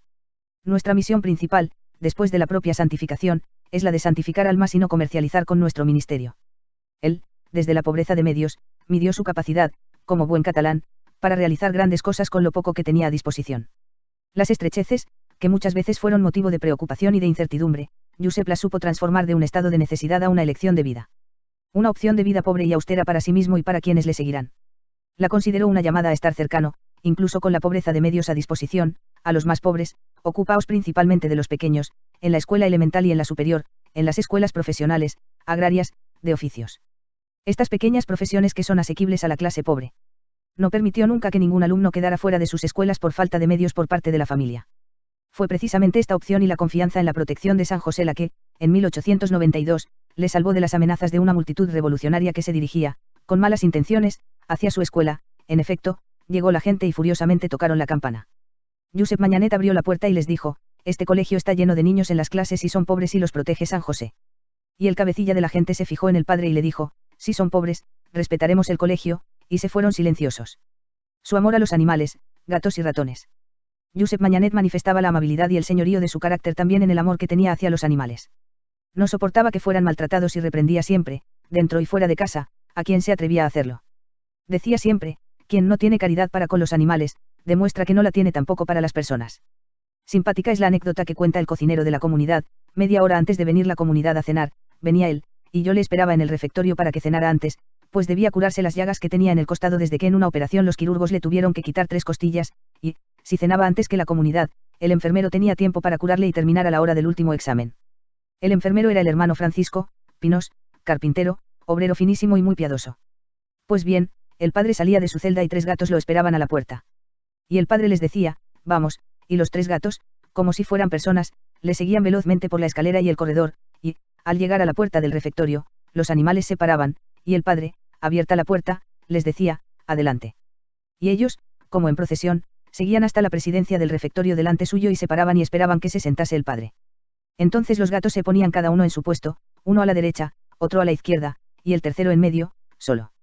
Yo servía la cena al padre. Los gatos, sin menearse, esperaban algo, y el padre daba a los 3 animalillos pedacitos de pan, para que ninguno se moviera para arrebatarlo a los otros. Continuaba así hasta terminar la cena. Cuando el padre se levantaba para dar gracias, los gatos no se movían de su lugar. Al decirles vamos, los 3, en procesión, iban delante del padre, quien, abriendo la puerta, les decía, arriba, y los 3 pobres animales se dirigían por el corredor a la escalera y subían hasta la puerta de la celda, y allí esperaban que llegase el padre y los bendijera, y después se iban corriendo hacia los gallineros. Esto sucedía cada día. José Mañanet sabía afrontar siempre sus quebraderos de cabeza con un pellizco de buen humor y de ironía, que lo hacían cordial y simpático. Su descripción del espíritu que animaba, y anima, la ciudad de Barcelona y a sus habitantes es tan puntual y llena de ironía que merecería una de las viñetas de primera página en los diarios actuales más prestigiosos. Ya sabe que en esta ciudad todo se vende y de todo se hace gran aparato y tráfico provechoso. Así, pues, yo deseoso de presentar alguna novedad al caprichosísimo pueblo barcelonés, he creído que nada mejor que exponerle una magnífica colección de ratones instruidos, disciplinados, famosos y campanudos, y como no dudo que en nuestra casa colegio durante este tiempo de ausencia y encierro los habrá en abundancia de las indicadas condiciones, puesto que han tenido allí sobrado tiempo y medios para ello, espero me dirá, a serle posible, el número fijo que allí reside y los que serán a propósito para la exposición indicada. Capítulo 6. El amor de su vida. Sin un amor no se puede vivir. Cada uno de nosotros vive un tiempo especial en el que nace y crece dentro del propio corazón el amor que marca para siempre la vida y sus decisiones. Josep Mañanet desde joven se sintió fascinado por la devoción a María. Por el nombre que llevaba, sintió una simpatía particular por San José y ellos, María y José, le llevaron a Jesús. Se encontró siendo uno de casa en Nazaret, un hijo que gozaba de la intimidad de la Sagrada Familia. Poco a poco esto llegó a ser su gran amor, el centro y el punto de apoyo que movió toda su vida, experimentando espiritualmente la intimidad de vida con Jesús, María y José, llegó a ser hijo, testigo y apóstol del misterio de la Sagrada Familia, Juan Pablo II. Nazaret, un carisma para la Iglesia. Llegó a ser también el carisma y el don espiritual que él dejó a la Iglesia, entender hasta el fondo el realismo de la encarnación del Hijo de Dios que realiza la redención de la humanidad en el seno y con la ayuda de una familia humana. Juan Pablo II en la carta a las familias escribe, en el misterio de la Sagrada Familia el Esposo Divino realiza la redención de todas las familias y proclama el Evangelio de la familia. Josep Mañanet, descubierta la riqueza de la casa de Nazaret, se enamoró y vivió establemente en ella contemplando y escuchando con el corazón aquello que, poco a poco, Jesús, María y José le sugerían para estar de modo concreto al servicio de los jóvenes y de las familias. Él ofreció toda su vida para que la Sagrada Familia fuera un punto de referencia para todo cristiano, para todas las familias, para las comunidades religiosas, para la Iglesia y para la sociedad. En sus escritos se presenta convencido de que cualquiera que se acerca, con ánimo libre, a este misterio fácilmente se enamora de él. No es una devoción cualquiera, sino el camino más breve y más sencillo para acercarse a la verdad y a la intimidad más profunda con Dios Trinidad del cielo. La Trinidad de la tierra, así llama a menudo a la Sagrada Familia, es un enganche intermedio necesario para llegar a las alturas de Dios y a la profundidad de su misterio. Pero no nos deja en suspenso, nos empuja a seguir a Jesús en la concreción y sencillez de la vida de todos los días. Una escuela de Evangelio.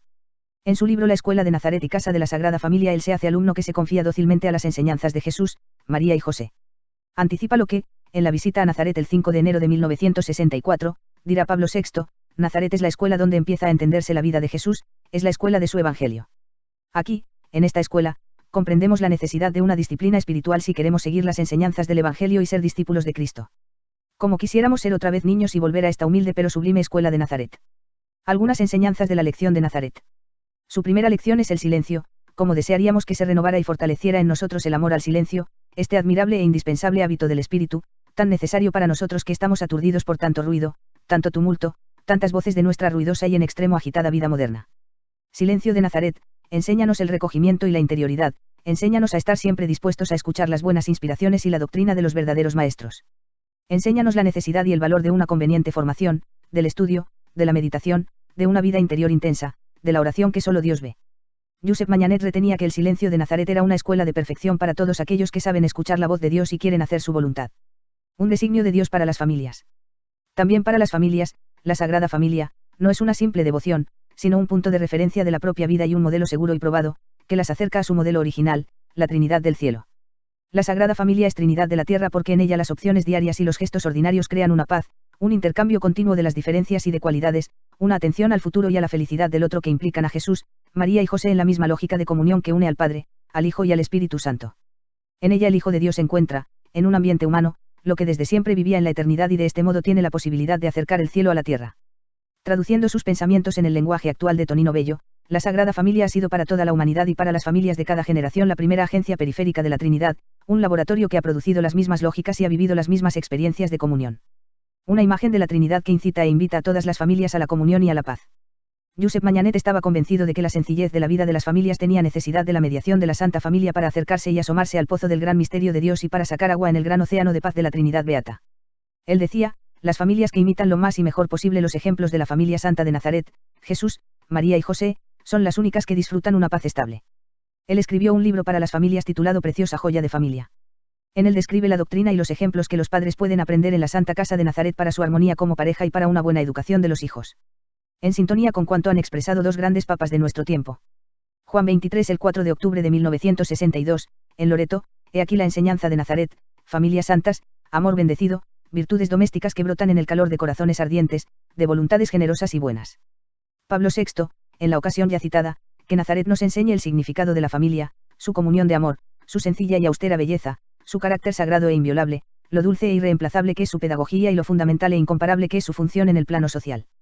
Josep Mañanet se auguraba que toda familia, acercándose con estupor y contemplando el amor, la armonía y la paz que reinaban en Nazaret, pudiese despertar, en su interior, la nostalgia y el deseo de llegar a ser un nuevo Nazaret.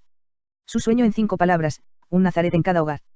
Otra convicción suya era la certeza de que la bendición de Dios, que se ha derramado sobre la humanidad a través de las humildes personas de María y de José, es una bendición para todas las generaciones y para las familias de todo tiempo. La maternidad de María y la paternidad de José les superan a ellos mismos, sobrepasando los muros de la pequeña casa de Nazaret, para abrazar a cada persona, a la humanidad entera de todos los tiempos y de todos los lugares. Él estaba seguro de que la Sagrada Familia era un proyecto de Dios para todas las familias, por ello anunció al mundo y a todas las familias el Evangelio de la Sagrada Familia, proponiéndolo como un modelo a imitar, Juan Pablo II. José de Nazaret y Josep Mañanet. Como ya hemos recordado, dado el nombre que llevaba, él tenía una debilidad por la persona más humilde de la Sagrada Familia, San José. Con él entra en confianza. A él le confía todo. En él confía en los momentos de gran dificultad. De él lo espera todo. De él escribe ampliamente con el corazón abierto, dedicándole una colección de 31 visitas a San José. Josep Mañanet sigue la espiritualidad de Santa Teresa de Jesús y se adelanta a la época en que San José reunirá en torno suyo la atención de la Iglesia. El 8 de diciembre de 1870 Pío IX lo declaraba patrón de la Iglesia Universal, y la devoción de muchos santos. Anuncia y auspicia, junto con ellos, un tiempo nuevo en la vida de la Iglesia que, según lo que afirma Jan Gitton, debe todavía llegar. Creo que el verdadero tiempo de San José no ha llegado todavía, después de 2000 años empezamos solo ahora a entrever algo del vertiginoso misterio en el cual está inmerso. Casi una estrella lejana que, para hacer llegar su luz sobre la tierra, tiene necesidad de muchísimos años, pero una vez llegada iluminará con una luz diferente la esperanza de los hijos de Dios y el camino de los sencillos. Mientras tanto Mañanet nos ofrece ya hermosas instrucciones de uso para vislumbrar reflejos de aquella luz que nos indican, en la vida concreta, cuál es el camino a recorrer. El Papa Juan Pablo II, en la carta a las familias abre un fragmento de aquella luz cuando afirma, es también gracias a San José que el misterio de la Encarnación y junto a él, el misterio de la Sagrada Familia está inscrito profundamente en el amor esponsal del hombre y de la mujer e indirectamente en la genealogía de cada familia humana. Lo que Pablo llamará el gran misterio encuentra en la Sagrada Familia su expresión más alta. La familia se coloca de este modo en el centro de la nueva alianza. Un vivo deseo de permanecer en Nazaret. Josep Mañanet quiso que sus comunidades religiosas, los hijos de la Sagrada Familia y las misioneras hijas de la Sagrada Familia de Nazaret, no solo llevasen el nombre, sino que estuvieran íntimamente ligadas a la experiencia de la Sagrada Familia sintiéndose una verdadera familia que, siguiendo el estilo de Nazaret, fuese una comunidad de vida, de amor, de oración y de trabajo. La amistad con la Sagrada Familia se cuida porque, como dice la sabiduría popular, el camino que lleva a la casa de los amigos se llena de espinas si no es frecuentado. Con una sugerencia muy simple, y siempre actual, Josep Mañanet invita a realizar una breve visita a Nazaret una o más veces al día. Esto servirá para alimentar el amor de amigos tan especiales y para acoger sus enseñanzas. A su hija espiritual, Sor Encarnación Colomina, recomendaba, entra varias veces al día en la pequeña casa de Nazaret y, aunque sea brevemente, saluda y entretente con afecto y sumisión en compañía de Jesús, María y José. Las otras devociones si puedes mantenerlas sin demasiado esfuerzo, manténlas, si no, déjalas sin ningún escrúpulo. En el libro La Escuela de Nazaret y Casa de la Sagrada Familia recoge 43 visitas realizadas a la pequeña casa de Nazaret. Él se identifica con Desideria usando el lenguaje de los enamorados que sienten el deseo de encontrarse con frecuencia y de permanecer siempre juntos. Quien siga esta sugerencia suya, compartirá con Josep Mañanet la alegría de permanecer y descansar un momento en Nazaret para escuchar aquel silencio que habla y recuerda a un Dios humilde y enamorado de la humanidad. Lo encontrará encarnado allí donde está presente, en cada hombre, no lo buscará en las nubes. Le parecerá volver a escuchar su voz, hoy. Lo ayudará a hacerse hijo, discípulo y apóstol de la Sagrada Familia, lleno de nueva sabiduría y de nuevo coraje. La espiritualidad de Nazaret. Quien imita el misterio de Nazaret es una persona serena, equilibrada, concreta y, al mismo tiempo, orientada hacia el sueño que Dios le ha puesto en el corazón, por lo tanto siempre activa y valiente, pero también firme. La espiritualidad de Nazaret da valor a lo ordinario, a lo cotidiano, no va a la búsqueda de cosas importantes, sino sencillas. Es un camino de ocultamiento y humildad, sin la agitación del sensacionalismo, sino dando valor a las pequeñas cosas, valorando la presencia doméstica de Dios. Una espiritualidad que cuida los detalles, en una cálida acogida de las personas y en una elevada calidad de las relaciones que es capaz de transformar incluso el gesto más monótono en una fiesta y una alegría. Es una espiritualidad familiar que hace sentirse a todos amados e importantes, como ocurría en la Sagrada Familia. El amor de los amigos, y de los amigos, se convierte en una bendición para todos. Para los esposos cristianos visitar Nazaret es una manera de reforzar la relación con aquella familia para que incida sobre su vida concreta, reavive las relaciones, ayude en el respeto, la acogida y la confianza recíproca, renueve la esperanza, dé ánimo y fuerza en las dificultades pequeñas y grandes, acostumbre a abandonarse en las manos de la providencia, invite al perdón y haga crecer el amor. Josep Mañanet soñaba que tal devoción pudiera renovar la sociedad. No un conjunto de prácticas piadosas, sino el esfuerzo concreto de sus hijos e hijas y de las familias por la educación de los pequeños y de los jóvenes que se convirtieran después en artífices de un mundo nuevo, más justo y solidario. Si bien los orígenes de la devoción a la Sagrada Familia se deben situar en una época muy remota, prácticamente coinciden con los primeros tiempos del cristianismo, fue solo durante la segunda mitad del siglo XIX cuando tuvo un impulso extraordinario en toda Europa. Los papas vieron en ella un medio providencial para la restauración de la vida cristiana y la propusieron resueltamente. Pío IX aprobó las primeras asociaciones de la Sagrada Familia. León XIII, en su breve apostólico Neminem Fugit, 14 de junio de 1892, ilustró los cimientos teológicos y el alcance religioso y social de la devoción a la Sagrada Familia e instituyó su fiesta en las semanas sucesivas a la fiesta de Navidad. Nadie ignora que el bien del individuo y de la sociedad depende principalmente de la institución doméstica. Llevar Nazaret al mundo. Josep Mañanet, anticipando algunos años este y otros documentos pontificios, fue el iniciador y el gran apóstol de esta devoción en España, que difundió incansablemente con la palabra y la pluma. Una gran parte de sus escritos están dedicados a profundizar y a desarrollar este tema predilecto. Para la difusión de esta devoción entre los fieles, publicó también la revista La Sagrada Familia. En enero de 1899, desde la calle Elizabeth, 19 donde se encontraba la sede de la Casa General de la Congregación Masculina, publicó el primer número. En la primera página, bajo el título Nuestro Objetivo, escribe: el título de esta humilde publicación sintetiza nuestro programa, él manifiesta quiénes somos y a dónde vamos. Somos hijos amadores de la Sagrada Familia y vamos a intentar un esfuerzo para colocarla en el seno de sus familias. La cursiva resalta la relación de esta iniciativa con el carisma religioso y la misión apostólica del Padre Mañanet. Valga la buena intención y el ardiente celo por lo temerario de la empresa. La Sagrada Familia será nuestro lema, nuestro punto de partida y el término de nuestras aspiraciones. La Sagrada Familia desea ser conocida, la santidad del venerable León XIII lo suplica, el estado actual de la sociedad lo exige. Propagar, pues, esta devoción, hacer brillar en este siglo de falsos esplendores las virtudes de la Casa de Nazaret y caldear los corazones en el amor de Jesús, María y José, ese es nuestro objeto. Josep Mañanet, con la intuición del profeta, se había dado cuenta que se estaba produciendo una abierta batalla sobre la familia para cambiar la sociedad. En aquellos años también Carlos Marx pensaba que la familia era el motor de la historia, pero su objetivo era totalmente diferente y lo declaraba abiertamente. En una crítica a Feuerbach decía: tras haber descubierto en la familia humana el secreto de la Sagrada Familia, es necesario demostrar teóricamente que es falsa esta y revolucionar prácticamente aquella. La estrategia era la misma, el medio, que también él consideraba más idóneo, para alcanzar el fin era la instrucción y el adoctrinamiento de los niños. Las estrategias contra la familia, entonces y hoy. En nuestro tiempo, cuando parece que la ideología marxista esté ya fracasada, el proyecto de revolucionar a la familia permanece en pie, si bien de manera más solapada. Está planificado en el informe IT sobre la familia, de 1994. Molesta que todavía estamos viviendo en un mundo cuya percepción de la familia viene filtrada a través del modelo de la Sagrada Familia con sus iconos de Jesús, María y José. Ciertamente, se podría objetar, que hoy en día la gente no piensa así. La familia moderna no es religiosa, la mayor parte de la gente no es católica, y así podríamos continuar. En cambio, estamos rodeados por los iconos de la Sagrada Familia, la única admirable. Su mensaje nos llega a través de algunas de las obras de arte más hermosas de la historia occidental. En las imágenes y en los colores fastuosos de los grandes cuadros, en la arquitectura y en la música, se cuenta y se recuenta la historia de la Sagrada Familia. Compositores como Bach y Handel y artistas como Tiziano, Rafael y Miguel Ángel eran encargados por la Iglesia de crear obras de arte basándose en temas bíblicos. Aunque pudiera parecer hermoso, especialmente en su promesa de amor verdadero, este modelo de familia es esencialmente represivo, porque enseña modos de comportamiento autoritarios y a creer en la legitimidad inmutable del poder masculino. En esta familia jerárquica el amor y el poder están indisolublemente relacionados. Un modo de comportamiento que tiene efectos perjudiciales no solo sobre todos los miembros de la familia, sino también sobre la política de la sociedad en general. ¿Cómo puede existir una verdadera democracia en la vida pública si existe un modelo autoritario en la vida privada? Está formulada también una estrategia precisa. En primer lugar, hacer pasar a la familia fundada sobre el matrimonio como algo del pasado, ya superada, y animar a no casarse, dado que esta tendencia continuará no obstante la predicación contraria de los fundamentalistas, porque la gente está cansada de buscar la adaptación al modelo de la Sagrada Familia.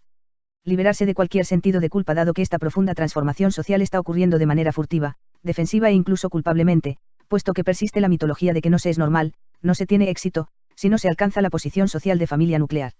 El hombre de la calle es empujado a considerar que es importante para un candidato político o para un jefe de gobierno estar casado y tener hijos, esto es, ser normal. La tesis oculta es que la gente debería respetar, adorar y elegir al candidato con la familia que más se asemeja a la Sagrada Familia, al modelo de Jesús, José y María. Corregir el término familia. Toda familia es normal, aunque esté formada por un solo padre, por dos o por ningún hijo. Una familia puede estar formada por cualquier tipo de combinación de personas heterosexuales u homosexuales, que comparten la vida de un modo íntimo, no necesariamente sexual. Y los niños serán felices sea con una familia adoptiva o con padres biológicos. No es necesario que en una familia haya hijos. La sociedad empuja fuertemente a las mujeres a tener hijos, pero una mujer no se verá disminuida en ningún aspecto si decide no tenerlos. Allí donde exista un amor duradero, allí hay una familia. La última indicación está recogida en una nota del texto y sugiere sustituir las obras de arte que representan a la Sagrada Familia con conjuntos alternativos de grande arte que constituyen las tradiciones clásicas egipcias y griegas, incluido el neoclasicismo floreciente en la Francia del siglo XVIII, cada una de las cuales representa al propio panteón sagrado y político, religioso, también aquellas tradiciones persas y chinas. Existe además el arte de la religión de la creación y de la cultura de la prehistoria, cuyos símbolos principales son la fecundidad femenina, las plantas sagradas y la vida animal. Actualidad de un mensaje. Esta estrategia, apoyada por poderosos medios de comunicación y por el empuje secreto del tiñoso, así llamaba Mañanet al Señor del mundo, Satanás, ha provocado, en poco tiempo, efectos devastadores que están ante los ojos de todos. Por lo tanto, está clara la actualidad del carisma de Josep Mañanet que, justamente, es considerado un profeta de la familia. En nuestros días es Juan Pablo II quien no se cansa de recordar que el futuro de la humanidad pasa a través de la familia y en más de una ocasión ha insistido en que la santidad de la familia es el camino maestro y el recorrido obligatorio para construir una sociedad nueva y mejor, para devolver la esperanza en el futuro a un mundo sobre el que pesan tantas amenazas. Sepan por ello las familias cristianas de hoy entrar en la escuela de aquel centro de amor y entrega sin reservas que fue la Sagrada Familia. El Papa, reconociendo la santidad de Josep Mañanet y proponiéndola a toda la Iglesia, reconoce también la bondad de sus intuiciones y la eficacia de su carisma. Esto debería barrer, de ciertos ambientes de la Iglesia, el titubeo y las sospechas en relación con la Sagrada Familia. Sospechosa por parte de los inteligentes y de los sabios de falta de fundamentos teológicos, es minusvalorada y considerada por ellos icono embarazoso. Sin embargo, es muy querida a los pequeños y a las familias que la sienten cercana a su condición, punto de referencia seguro, se sienten protegidas por ella y animadas a realizar un camino con Jesús, encarnadas en la sociedad de hoy y capaces de dar vida, de morir y de resucitar con él, fermento de un mundo nuevo. Capítulo 7. Tocar el cielo con un dedo. Si el amor no es dado se estanca, si se da con generosidad fluye como agua limpia dando frescor y produciendo abundantes frutos de vida. Josep Mañanet no vivió su amor a la Sagrada Familia como una experiencia exclusiva de su intimidad sino que la volcó a todas las familias. Él entendió, desde su experiencia personal, que solo la familia puede satisfacer las exigencias más profundas de cualquier ser humano, nacer y crecer en un ambiente en el que se es amado y reconocido, en el que se vence la soledad y se experimenta la pertenencia, viviendo con compromiso la relación con Dios y con los otros.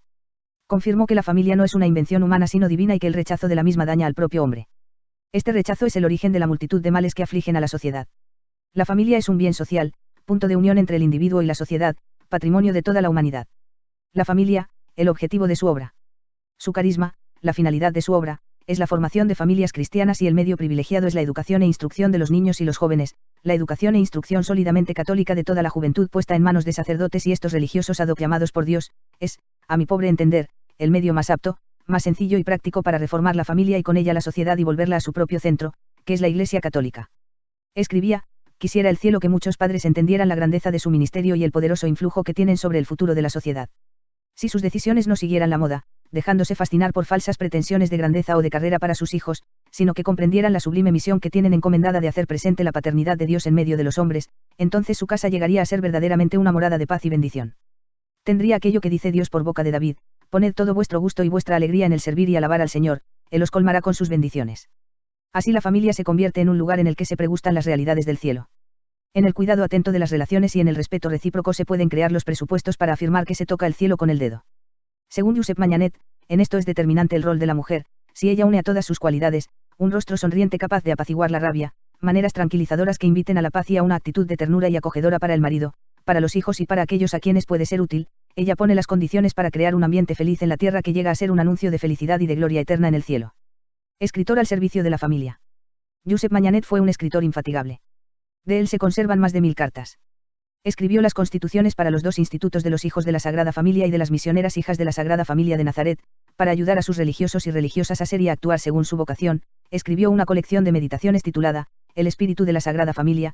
Escribió el método práctico y seguro para la dirección de los colegios y de las escuelas.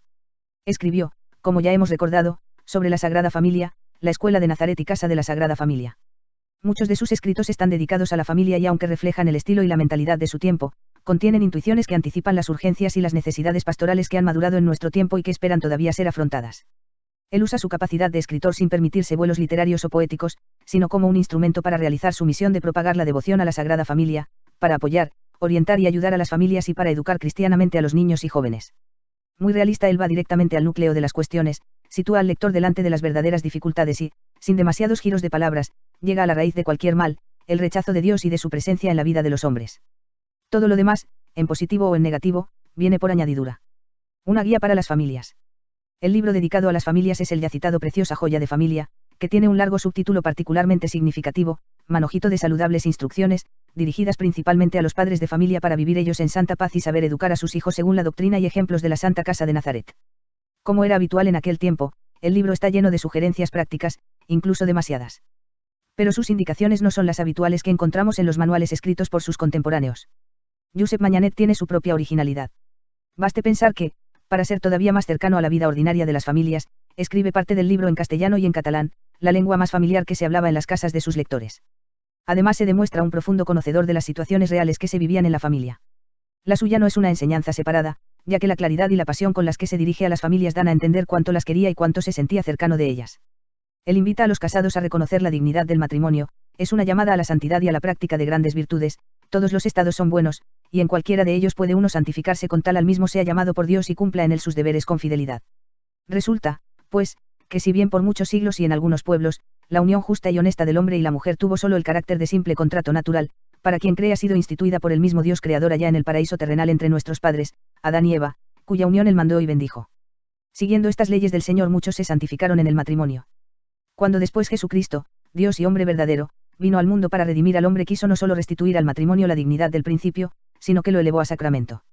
Enriqueciéndolo con gracias particulares para superar las dificultades, para reforzar los corazones, para mantener la paz, y para unir no solo los cuerpos sino también las almas. De modo que se pueda cumplir, de verdad, la palabra, serán 2 almas en un solo cuerpo. Como dice San Pablo a los fieles de Efeso, el sacramento del matrimonio es un sacramento grande, mirando a Cristo y a su Iglesia, cuya unión en él se significa. Por lo tanto, grande es su santidad, y tan amable y respetable, que exige de quien se casa, que ponga un delicado y continuo esfuerzo y una permanente atención. El matrimonio, camino de santidad. Josep Mañanet, siguiendo el pensamiento de San Pablo, deduce que quien se ha casado está en desventaja en relación de quien ha hecho una opción exclusiva por el Señor en la vida religiosa, porque puede estar distraído por las preocupaciones que le traen la mujer, los hijos y los negocios del mundo. Pero, sorprendentemente, afirma, si pone todo el esfuerzo y busca encontrar a Dios en todo, puede llegar a ser tan virtuoso y santo de aventajar a muchos religiosos. Y para demostrarlo refiere la narración de Casiano que yendo un simple labrador a ofrecer las primicias de sus frutos al abad Juan, varón venerado como santo en aquellos desiertos, halló a este que hacía algún tiempo batallaba para echar del cuerpo de un pobre hombre al maligno espíritu.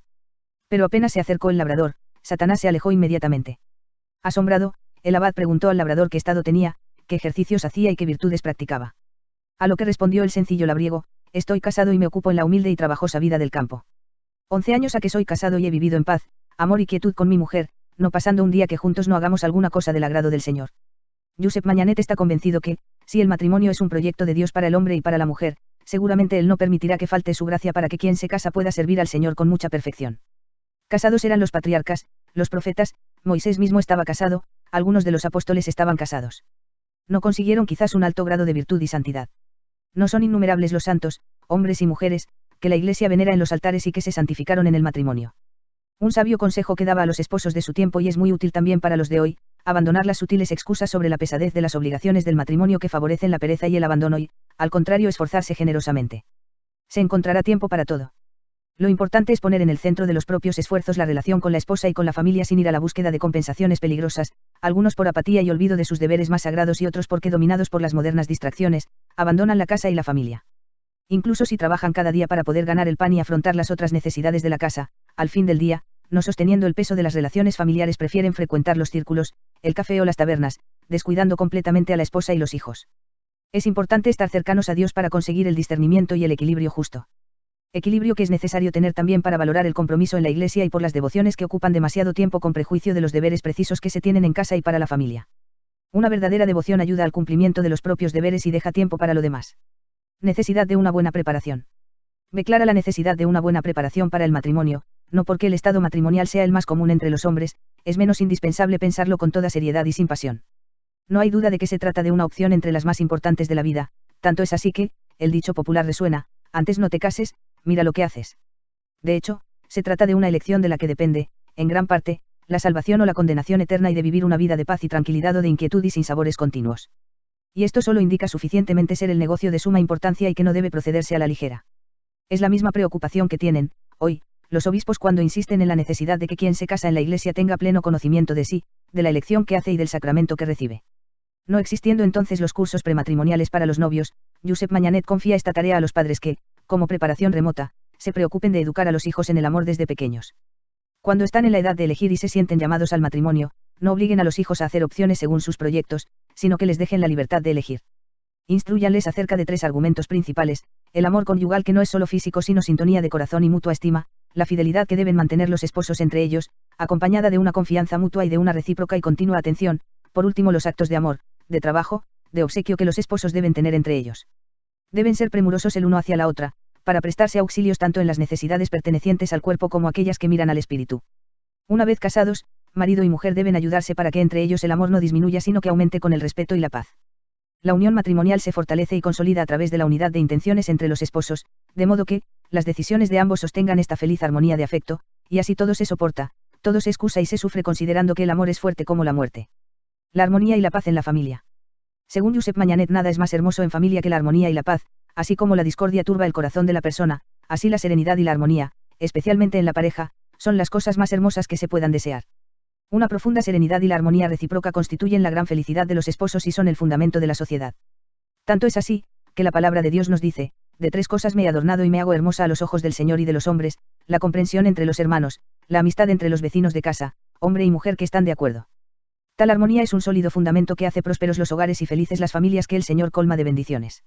La misma experiencia enseña que la paz y armonía es la base para vivir felizmente el matrimonio. Es conocido por todos lo que escribe el libro de los Proverbios 17:1, vale más un pedazo de pan con paz y armonía, que las 2 manos llenas de riquezas con inquietud y pesadumbres. Con la paz lo poco es mucho, y sin ella, lo mucho es nada. Si reina la paz en la familia no faltará la bendición de Dios y además la salud y el bienestar. Si estos son los frutos que nacen de la perfecta unión y conformidad entre los esposos, la disensión y antipatía a ellos es señal evidente de su malestar y de su inevitable ruina. Que nadie se maraville de estas consecuencias, porque, siendo Dios el dispensador de todos los bienes y el autor de todo buen orden, no gusta de disensiones, sino de paz y alegría inocente, pues, como nos dice San Juan, Dios es amor y solo los que viven en caridad están en Dios, y Dios en ellos. La casa donde no hay paz y unión, y por el contrario son frecuentes los litigios y discordias, se convierte en morada insufrible y más que pacífica habitación de cristianos, se parece a una reunión de orates, energúmenos o condenados, ya que no otra cosa puede llamarse una familia cristiana que, en vez de alabar a Dios, honrándolo con la oración y ejercitando una constante paciencia unida a las otras virtudes, no se oyen más que denuestos, juramentos, blasfemias y maldiciones. Entonces acontece que el marido airado e impaciente pelea contra la mujer, y ésta, llena de impaciencia y como fuera de sí, se las ha contra el marido, llegando su alteración y alboroto al extremo de no atender a lo que se dice ni a lo que se hace, siendo el escándalo de los hijos, mal ejemplo de la familia y el vecindario, inquietud de los parientes que lo saben y lamentan sin que puedan remediar tan graves males, cumpliéndose aquella sentencia de Jesucristo que dice: la casa que se divide en discordia se arruinará sin remedio. Se puede afirmar en verdad que no hay pena ni presidio más intolerable que la vida de un matrimonio en donde no reina la paz y concordia de buenos cristianos, porque si se sientan en la mesa, todos son miradas sospechosas y malas caras, si se retiran para el descanso, les siguen el mal humor y a veces los temores, en fin, en todas partes acritud, rencor y despecho. En semejantes circunstancias, es grande la tentación de fomentar la discordia, alimentando y exagerando sospechas infundadas y faltas que tal vez no existen. A veces la mujer se pone contra el marido, más a menudo esté contra la mujer. A este punto es justo preguntarse: ¿existen modos y maneras para prevenir o reparar tamaños males y de tan pésimas consecuencias? Todo estriba en el querer de los esposos y de sus decisiones. Todo depende del amor y temor de Dios, que oye y bendice a los que veras a él acuden y le piden socorro. En estos casos, más que en otros, es menester la paciencia cristiana acompañada de una entera conformidad a la voluntad divina, que permite su santa unión, sin duda para que, tolerándose mutuamente sus defectos y amándose con caridad, procurasen su santificación y asegurasen mejor la salvación eterna. A todo esto ayuda poderosamente las frecuencias de los sacramentos de la reconciliación y de la Eucaristía, recibidos con devoción y con el firme propósito de imitar en lo posible a nuestro Maestro y Redentor Jesucristo. ¿Cómo afrontar los conflictos? Mañanet habla a menudo de los conflictos, de la diversidad y de las sorpresas desagradables en la vida de la pareja. Es necesario corregirse y desafiarse, pero hacerlo siempre con dulzura y amor. No se puede siempre disimular como si no pasara nada y ni siquiera corregirlo todo, pero, según las circunstancias y la oportunidad del momento, utilizar uno u otro modo para favorecer el encuentro. Cuando los esposos se encuentran frente a las debilidades y a los defectos del otro, deben ayudarse recíprocamente con caridad y amor, esperando que el Señor dé al otro la fuerza necesaria para que sepa y quiera cambiar. Pelear mal o disimular no ayuda a ninguno, para que le sirve al marido dejar a la mujer de mal humor y con sus defectos. No sirve sino para hacer más pesado el clima familiar de miedo, de caras largas, y a que las labores de casa se hagan de mala gana y con retraso. De igual modo la mujer frente a los defectos y faltas del marido, o se corrigen o se soportan. Pero ¿cómo hacerlo? Es necesario servirse de toda aquella sagacidad que una esposa fiel y afectuosa sabe inventar. La alternativa más triste es irse cada uno por su camino, pero esto no ofrece ningún buen resultado y lleva perjuicio para el alma, para la salud física y para el ambiente familiar. Otra sugerencia válida para todos los tiempos: uno de los momentos que dan paz y aumentan la armonía de la familia es cuando se acogen y se hospedan con generosidad y con gusto a los parientes del otro otra. Esto evitará quejas, murmuraciones y reproches. La paternidad es como un sacerdocio. Josep Mañanet nos sorprende también con dos argumentos: considera la paternidad y la maternidad como un sacerdocio, es favorable y aconseja el trabajo para la mujer. Intuyó que también la llamada de los padres es una responsabilidad sacerdotal que tiene necesidad de amor, servicio y coherencia. La paternidad es como un sacerdocio, y así como es propio del sacerdote exhortar, predicar y rogar, del mismo modo los padres de familia, dentro de su casa deben ser celosos vigilantes y constantes, pero prudentes predicadores. En efecto, además de ofrecerla y encomendarla de veras a Dios y con frecuencia pedir vengan sobre ella las celestiales bendiciones, deben reunir la familia toda en el lugar conveniente y las más veces posible y allí enseñarles la doctrina cristiana, inculcarles la sana moral y la práctica de las sólidas virtudes. Todo esto, y más si es acompañado del buen ejemplo, es medio poderosísimo para que los hijos se aficionen a las cosas del servicio de Dios. Y, por el contrario, si se les predica y observan que las obras de los que tal hacen no corresponden a sus palabras, producen en ellos un efecto del todo opuesto. Por lo tanto, como él quería que cada familia fuera un nuevo Nazaret, así tenía la certeza de que cada familia fuera una pequeña iglesia doméstica con sus celebraciones, con su liturgia, con sus catequistas, con sus predicadores, con sus discípulos, testigos y apóstoles. La mujer y el trabajo. Sobre el trabajo de las mujeres escribe: desde el día del matrimonio, en vez de distraerse en cosas superficiales, establezca el trabajo como regla de vida. Porque más tarde, ocupada en la educación de los hijos, no podrá trabajar cuando y como quisiera, pero si ha adquirido una capacidad de trabajo, aunque tenga solo una hora libre, la aprovechará como distracción inocente y como un tiempo bien utilizado. El trabajo, como dice el sabio, es un amigo fiel que se adapta a todas las edades y a todas las circunstancias de quien lo ha elegido como compañero de vida. Si se llegase a comprender que el trabajo posee el secreto para alejarse de la vorágine de este mundo estúpido y al mismo tiempo exigente y caprichoso. Capítulo 8. Sembrar el bien en el corazón de los más pequeños. Dispuesto a entregar toda su vida, sus energías y su amor en favor de la familia, Josep Mañanet decidió entregarse a la educación e instrucción de los niños y de los jóvenes.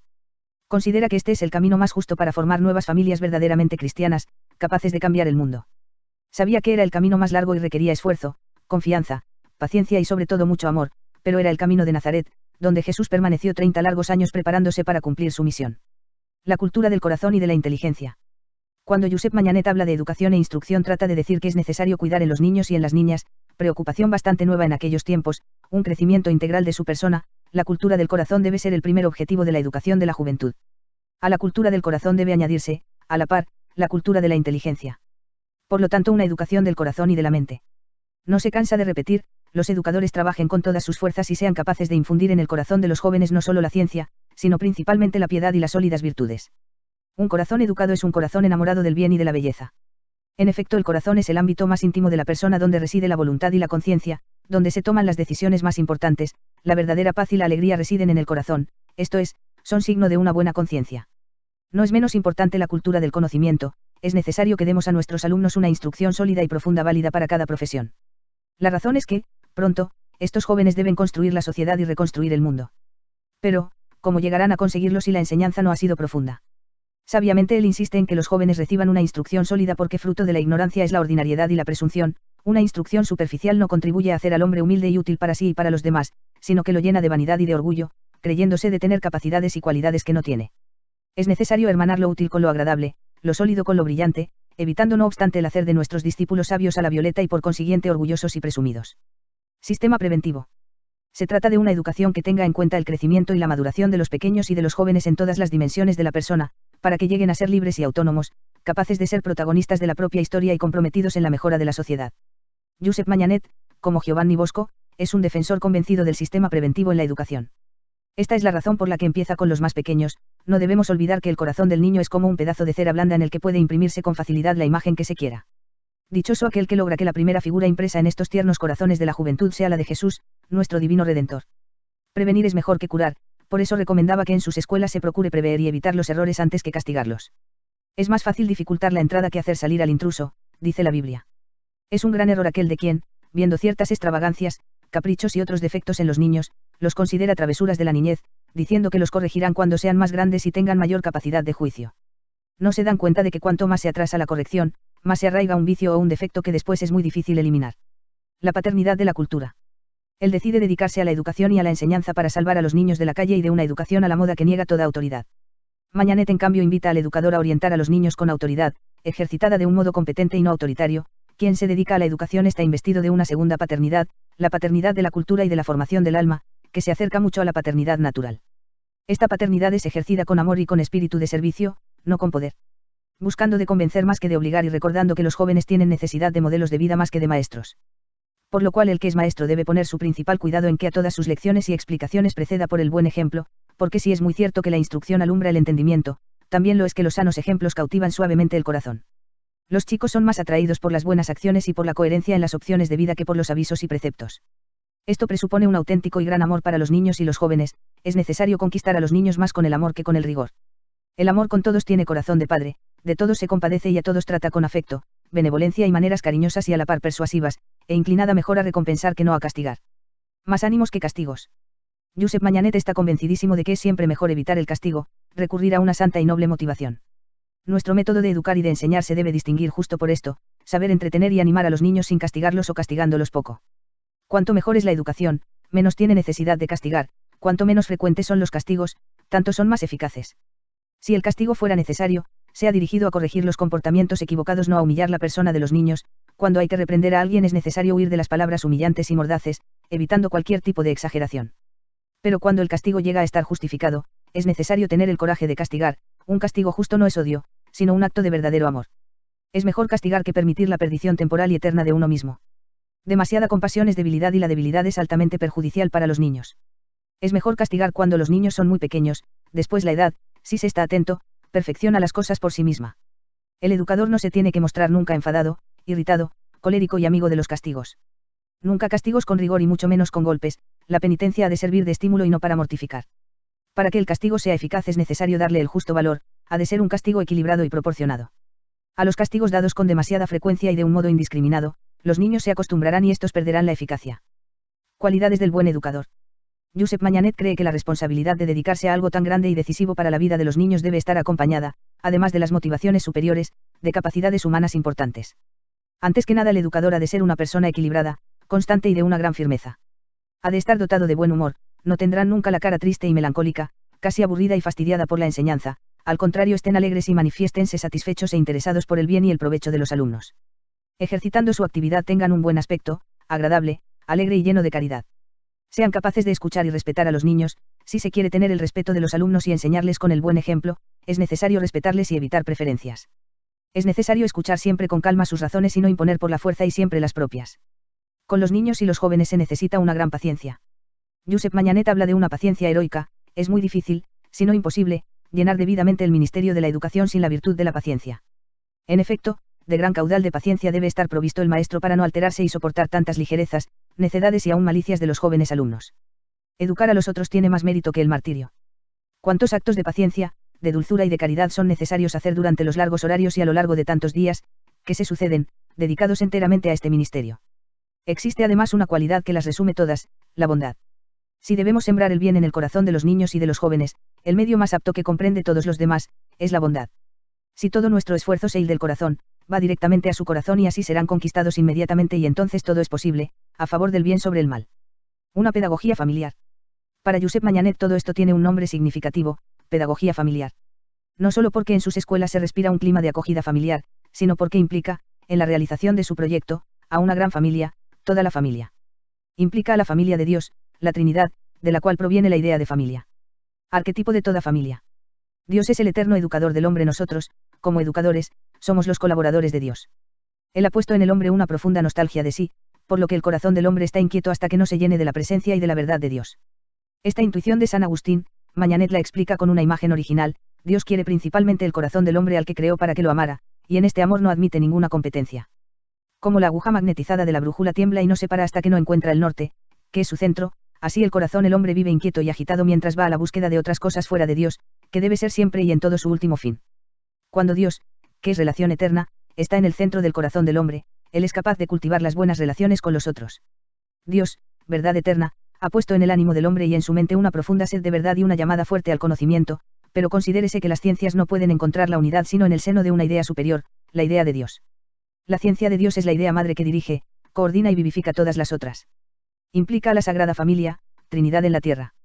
Ella es el modelo para imitar y el prototipo de cada familia. Nazaret es la escuela predilecta de Josep Manyanet y querría que fuese una escuela para todos. La Sagrada Familia es la fuente de su inspiración. Contemplando la casa de Nazaret donde Jesús crece en sabiduría, edad y gracia, acompañado por María y José, Manyanet encuentra la clave para toda educación plenamente humana, el amor incondicional y total por los niños y los jóvenes. Tanto es así que sus escuelas deberán inspirarse y serán un compendio de Nazaret, familia, donde se modela a la persona en todas sus dimensiones, taller, donde se trabaja y se crea, escuela, donde se ofrece a los niños una síntesis de fe, cultura y vida. Implica a la familia de los hijos de Dios, la Iglesia, familia de familias.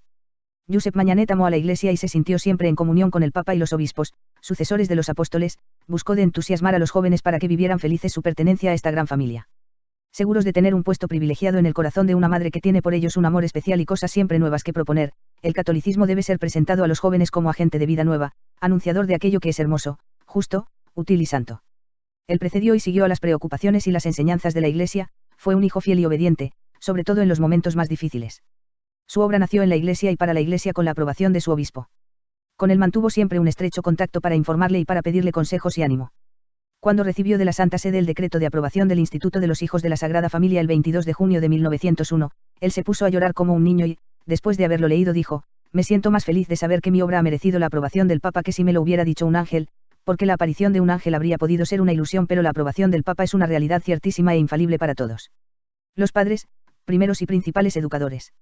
Implica a las familias, porque son el ámbito natural del crecimiento y la educación de los hijos, la naturaleza misma indica que los primeros y principales educadores de los pequeños deben ser sus padres.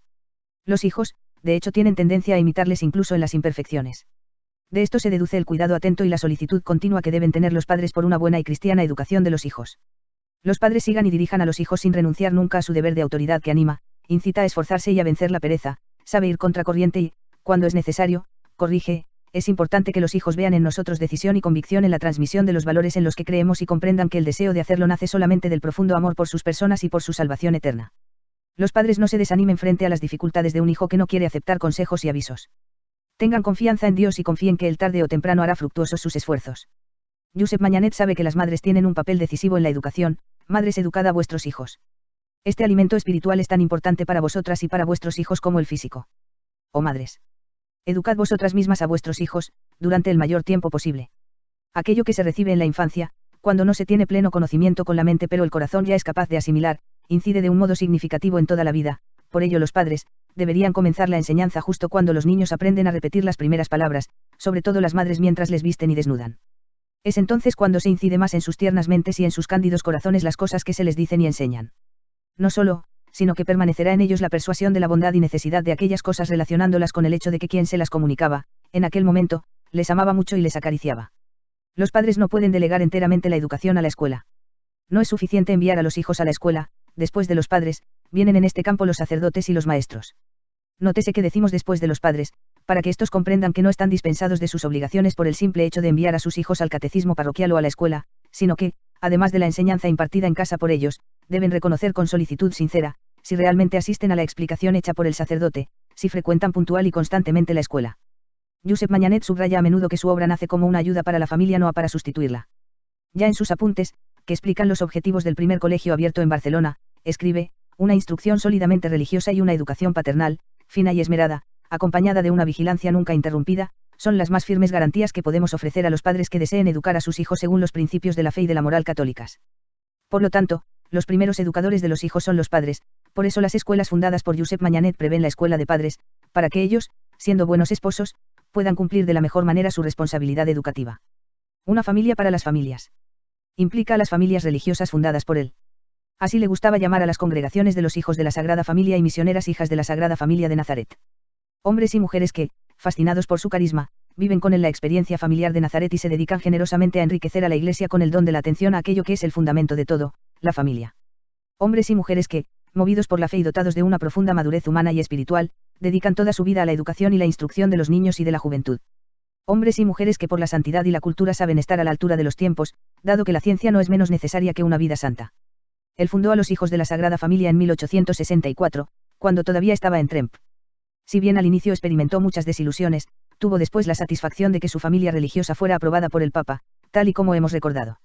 Las misioneras hijas de la Sagrada Familia de Nazaret tienen una historia más complicada, que merecería un espacio más amplio. Aquí apuntamos solamente que fueron fundadas en 1874, acogiendo también a las religiosas de un instituto fundado anteriormente por el obispo Caisal. Esto ocasionó problemas, divisiones y amarguras, hasta llegar a la casi desaparición del instituto. Solo la Madre Encarnación Colomina, considerada la cofundadora, y 12 señoritas permanecieron con Josep Mañanet, hasta que en 1894 renacieron como familia religiosa, en Aiguafreda. Él llevaba en el corazón a sus hijas y, recomendaba a sus religiosos que entonces se mostraban un poco escépticos: si me queréis a mí, quered también a ellas. Además de las dos familias religiosas, él había ideado una singular asociación laical, camareros y camareras de la Sagrada Familia.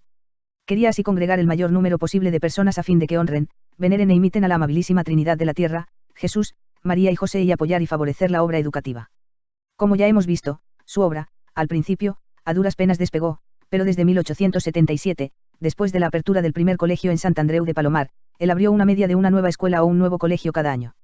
Siempre atento a las necesidades de su tiempo, prefirió a menudo abrir escuelas profesionales, para estar más cercano a los más pobres. Gracias a él, hoy, sus familias religiosas trabajan en Europa, América y África. Finalmente, Josep Mañanet implica a la familia civil, de los hombres, la sociedad. De las instituciones recibirá obstáculos y promesas no cumplidas. A menudo encontrará más rechazos que aprobaciones. Pero él estará siempre dispuesto a colaborar. Tanto es verdad que en 1897 se hizo cargo de la educación e instrucción de los huérfanos del asilo naval español, que se encontraban alojados en la corbeta Tornado en el puerto de Barcelona. Tenía un gran sentido social y por ello deseaba que su obra sirviera para transformar la sociedad y hacerla más justa y habitable, más solidaria y fraterna. Capítulo 9. El secreto de una vida santa y feliz. Josep Mañanet tenía buen aspecto y no aparentaba su edad, su rostro era sano y sonriente. Conservaba un secreto que nadie conocía: tenía 5 llagas abiertas en el costado. Cuando todavía era un joven sacerdote, al servicio del obispo de Seudurgel, sufrió un fuerte golpe en la parte derecha del costado, del cual no habló nunca a nadie. Coraje y buen humor en el sufrimiento. Fue descubierto, tras 18 años, por el hermano José Vilanova que, lavando su ropa interior, se dio cuenta que tenía llagas que supuraban continuamente. Por los testimonios no se ha llegado a saber si se trataba de un proceso de osteitis costoesternal con fistulación o bien un empiema o supuración de la pleura. En 1885, con 52 años, enfermó, luego vino la terrible enfermedad, caí en cama el 4 de marzo. Empecé a sentirme algo aliviado a mitad de diciembre. Se me hicieron 3 operaciones quirúrgicas, cortando 3 costillas, parte del esternón y trozo de los cartílagos. Las operaciones fueron dolorosísimas y no dieron los resultados esperados. De hecho, 5 llagas no se cerraron más, él las llamaban las misericordias del Señor. En esta circunstancia, demostró una gran fortaleza y una capacidad muy alta de soportar el dolor. Emergió su ironía para desdramatizar las situaciones. Todas las operaciones se realizaron sin ningún tipo de anestesia. Su hermano le asistía y sostenía una lámpara para iluminar. Cuando él se dio cuenta de que, por la impresión, se estaba poniendo pálido, le dijo: «Vete de aquí», y le tomó la palmatoria y él mismo la sostuvo. A los médicos que estaban demasiado cansados les dijo: «Descansad un rato y tomad una copita». Desde entonces su salud permaneció muy frágil, aunque parecía lo contrario. Yo voy tirando, aunque a veces arrastrando, haciéndome traición el buen parecer. El dolor le atormentaba también por una artrosis reumatoide crónica. Ya a los 31 años, escribía, también me está royendo el dolor que se me ha fijado fuertemente en las piernas, sin dejarme casi andar, pareciendo un viejo. Con el paso de los años se agravó hasta el punto que le impedía escribir, a este punto había casi renunciado a la satisfacción de escribir de mi puño y letra, no pudiendo estar ni sentado ni de pie ni recostado. Había días en los que decía, la pluma me cae de las manos.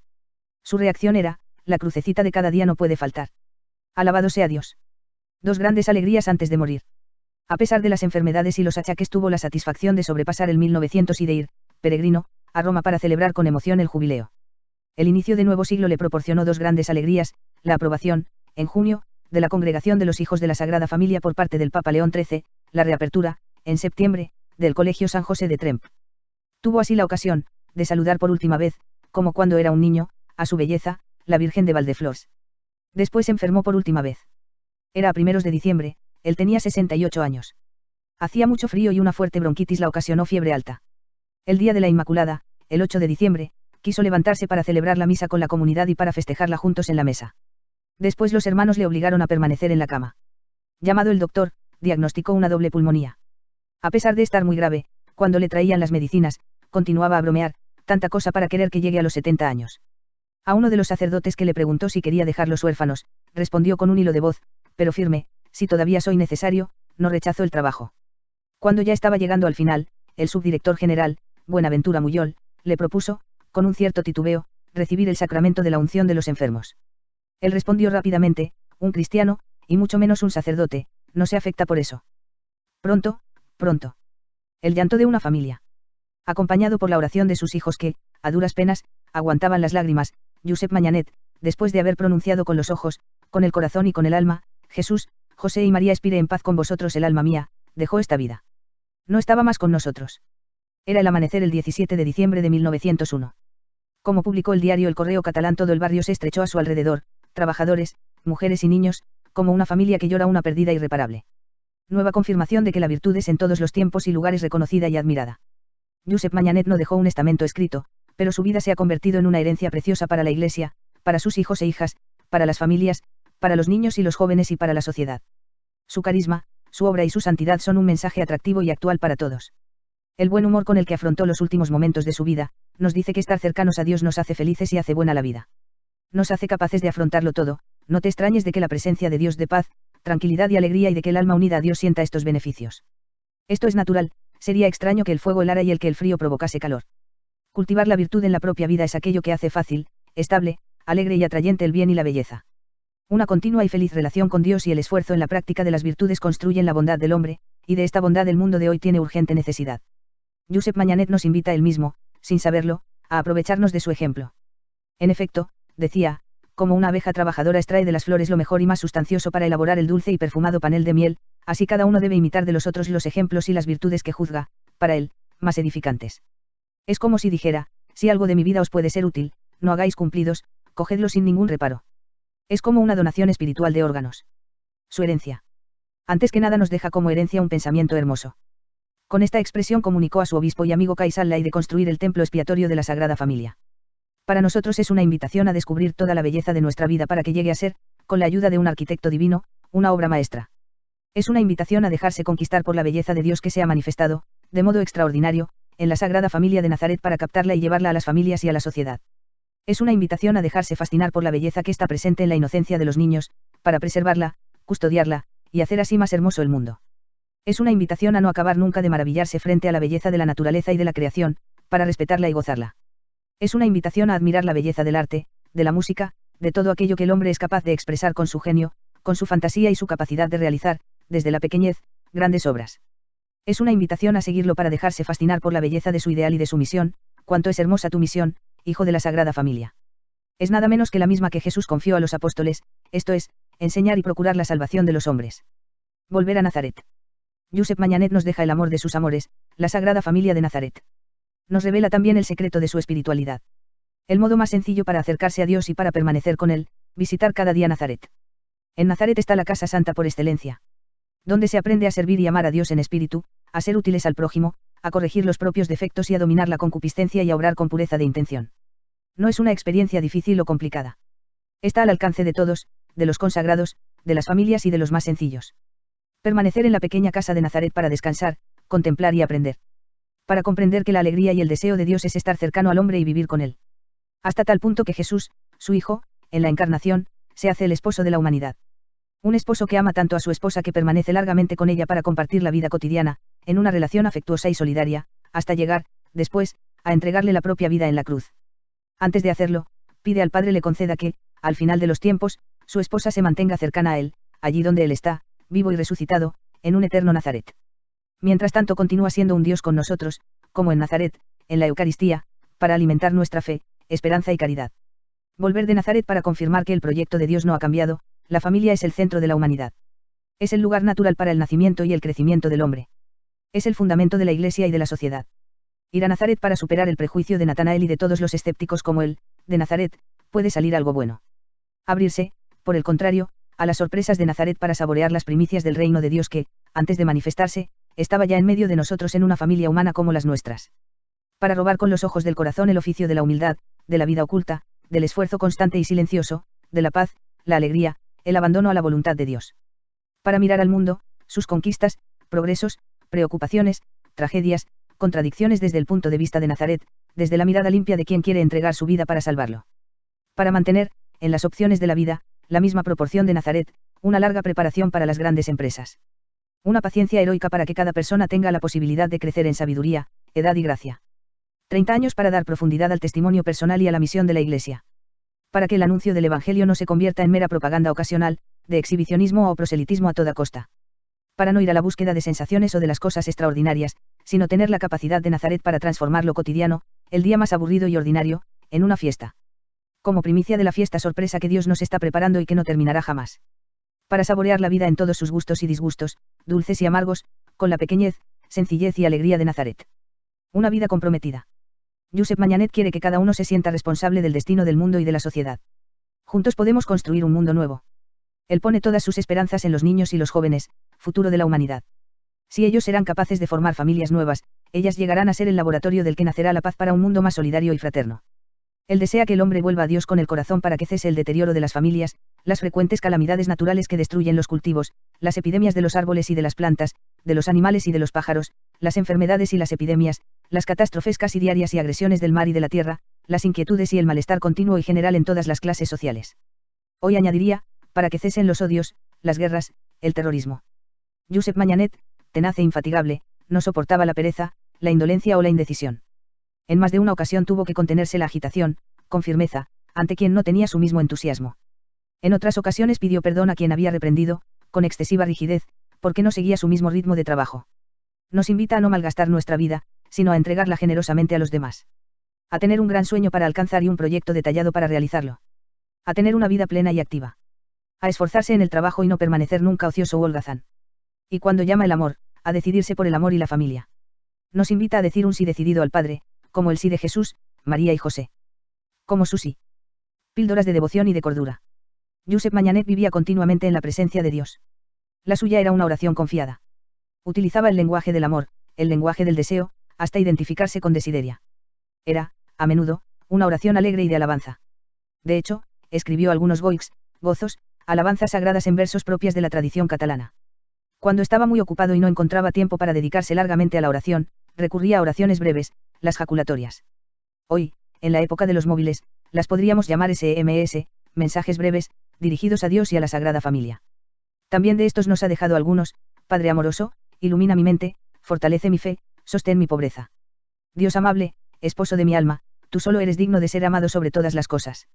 Oh verdad eterna, ilumina mi mente, dirige mis pensamientos, fortalece mi voluntad, inflama mi corazón. Dulce Jesús, amado mío, acepta mi pobre corazón y el alma mía.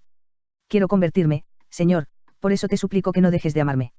Sagrada Familia, que todas las familias de la tierra te amen, te bendigan, te imiten. Sacra Familia bendita, bendita mil veces seas. Como luz universal, que Dios eterno nos envía, sed Jesús, María y José, la esperanza de todo mortal. Virgen hermosa, aquí está mi corazón, yo lo pongo en tus manos. Oh dulce Madre mía, dirige una mirada benévola sobre mí y dame el don de la perseverancia. Virgen Santa y Madre del Amor Hermoso, dame constancia y un ardiente amor por tu Hijo. José, Padre mío, con tu paz y serenidad haz que en mi alma y en mi corazón no dominen la agitación y las prisas. Otros SMS Josep Mañanet los deja en máximas de cristiana perfección. He aquí algunas: el que habla poco de Dios es porque el corazón está vacío de su amor. La paz interior es la mayor felicidad de esta vida. Si quieres la paz con Dios, quita el pecado; si tenerla deseas con el prójimo, sé humilde; y si contigo mismo, sé mortificado. El que habla con doblez o fingimiento, ofende a Dios y a cuantos le escuchan, y sin pensarlo, se hace antipático y odioso. El que hablando se complace en mortificar al prójimo, aunque por chanza o por lucir habilidad y agudeza, atropella la caridad y es querer tomar gusto a costa del disgusto de su hermano. La corrección es medicina que, administrada con oportunidad y tomada con gusto, si amarga el cuerpo, aprovecha al alma. Desde Nazaret, un profeta para la familia. Josep Mañanet dedicó toda su vida al honor de la Sagrada Familia, al bien de las familias y de los niños. Él es profeta de la familia. Nos invita a ser familia, a hacer del mundo una familia y de cada familia un nuevo Nazaret. Es un poderoso protector de la familia, para que vivan más unidas y lleguen a ser íntima comunidad de vida y amor. Sean para los hijos verdaderas escuelas de humanidad y de virtud. Es un custodio cariñoso de los niños más pequeños a los que tanto amó y dedicó lo mejor de sí mismo. A ellos, como cuando estaba vivo, dedica la máxima atención y para ellos tendrá siempre una caricia y un caramelo. Josep Mañanet, para ti que has conseguido leer hasta el fin, como ya prometía en la introducción de sus libros, es un amigo afectuoso que no te olvida nunca en sus oraciones.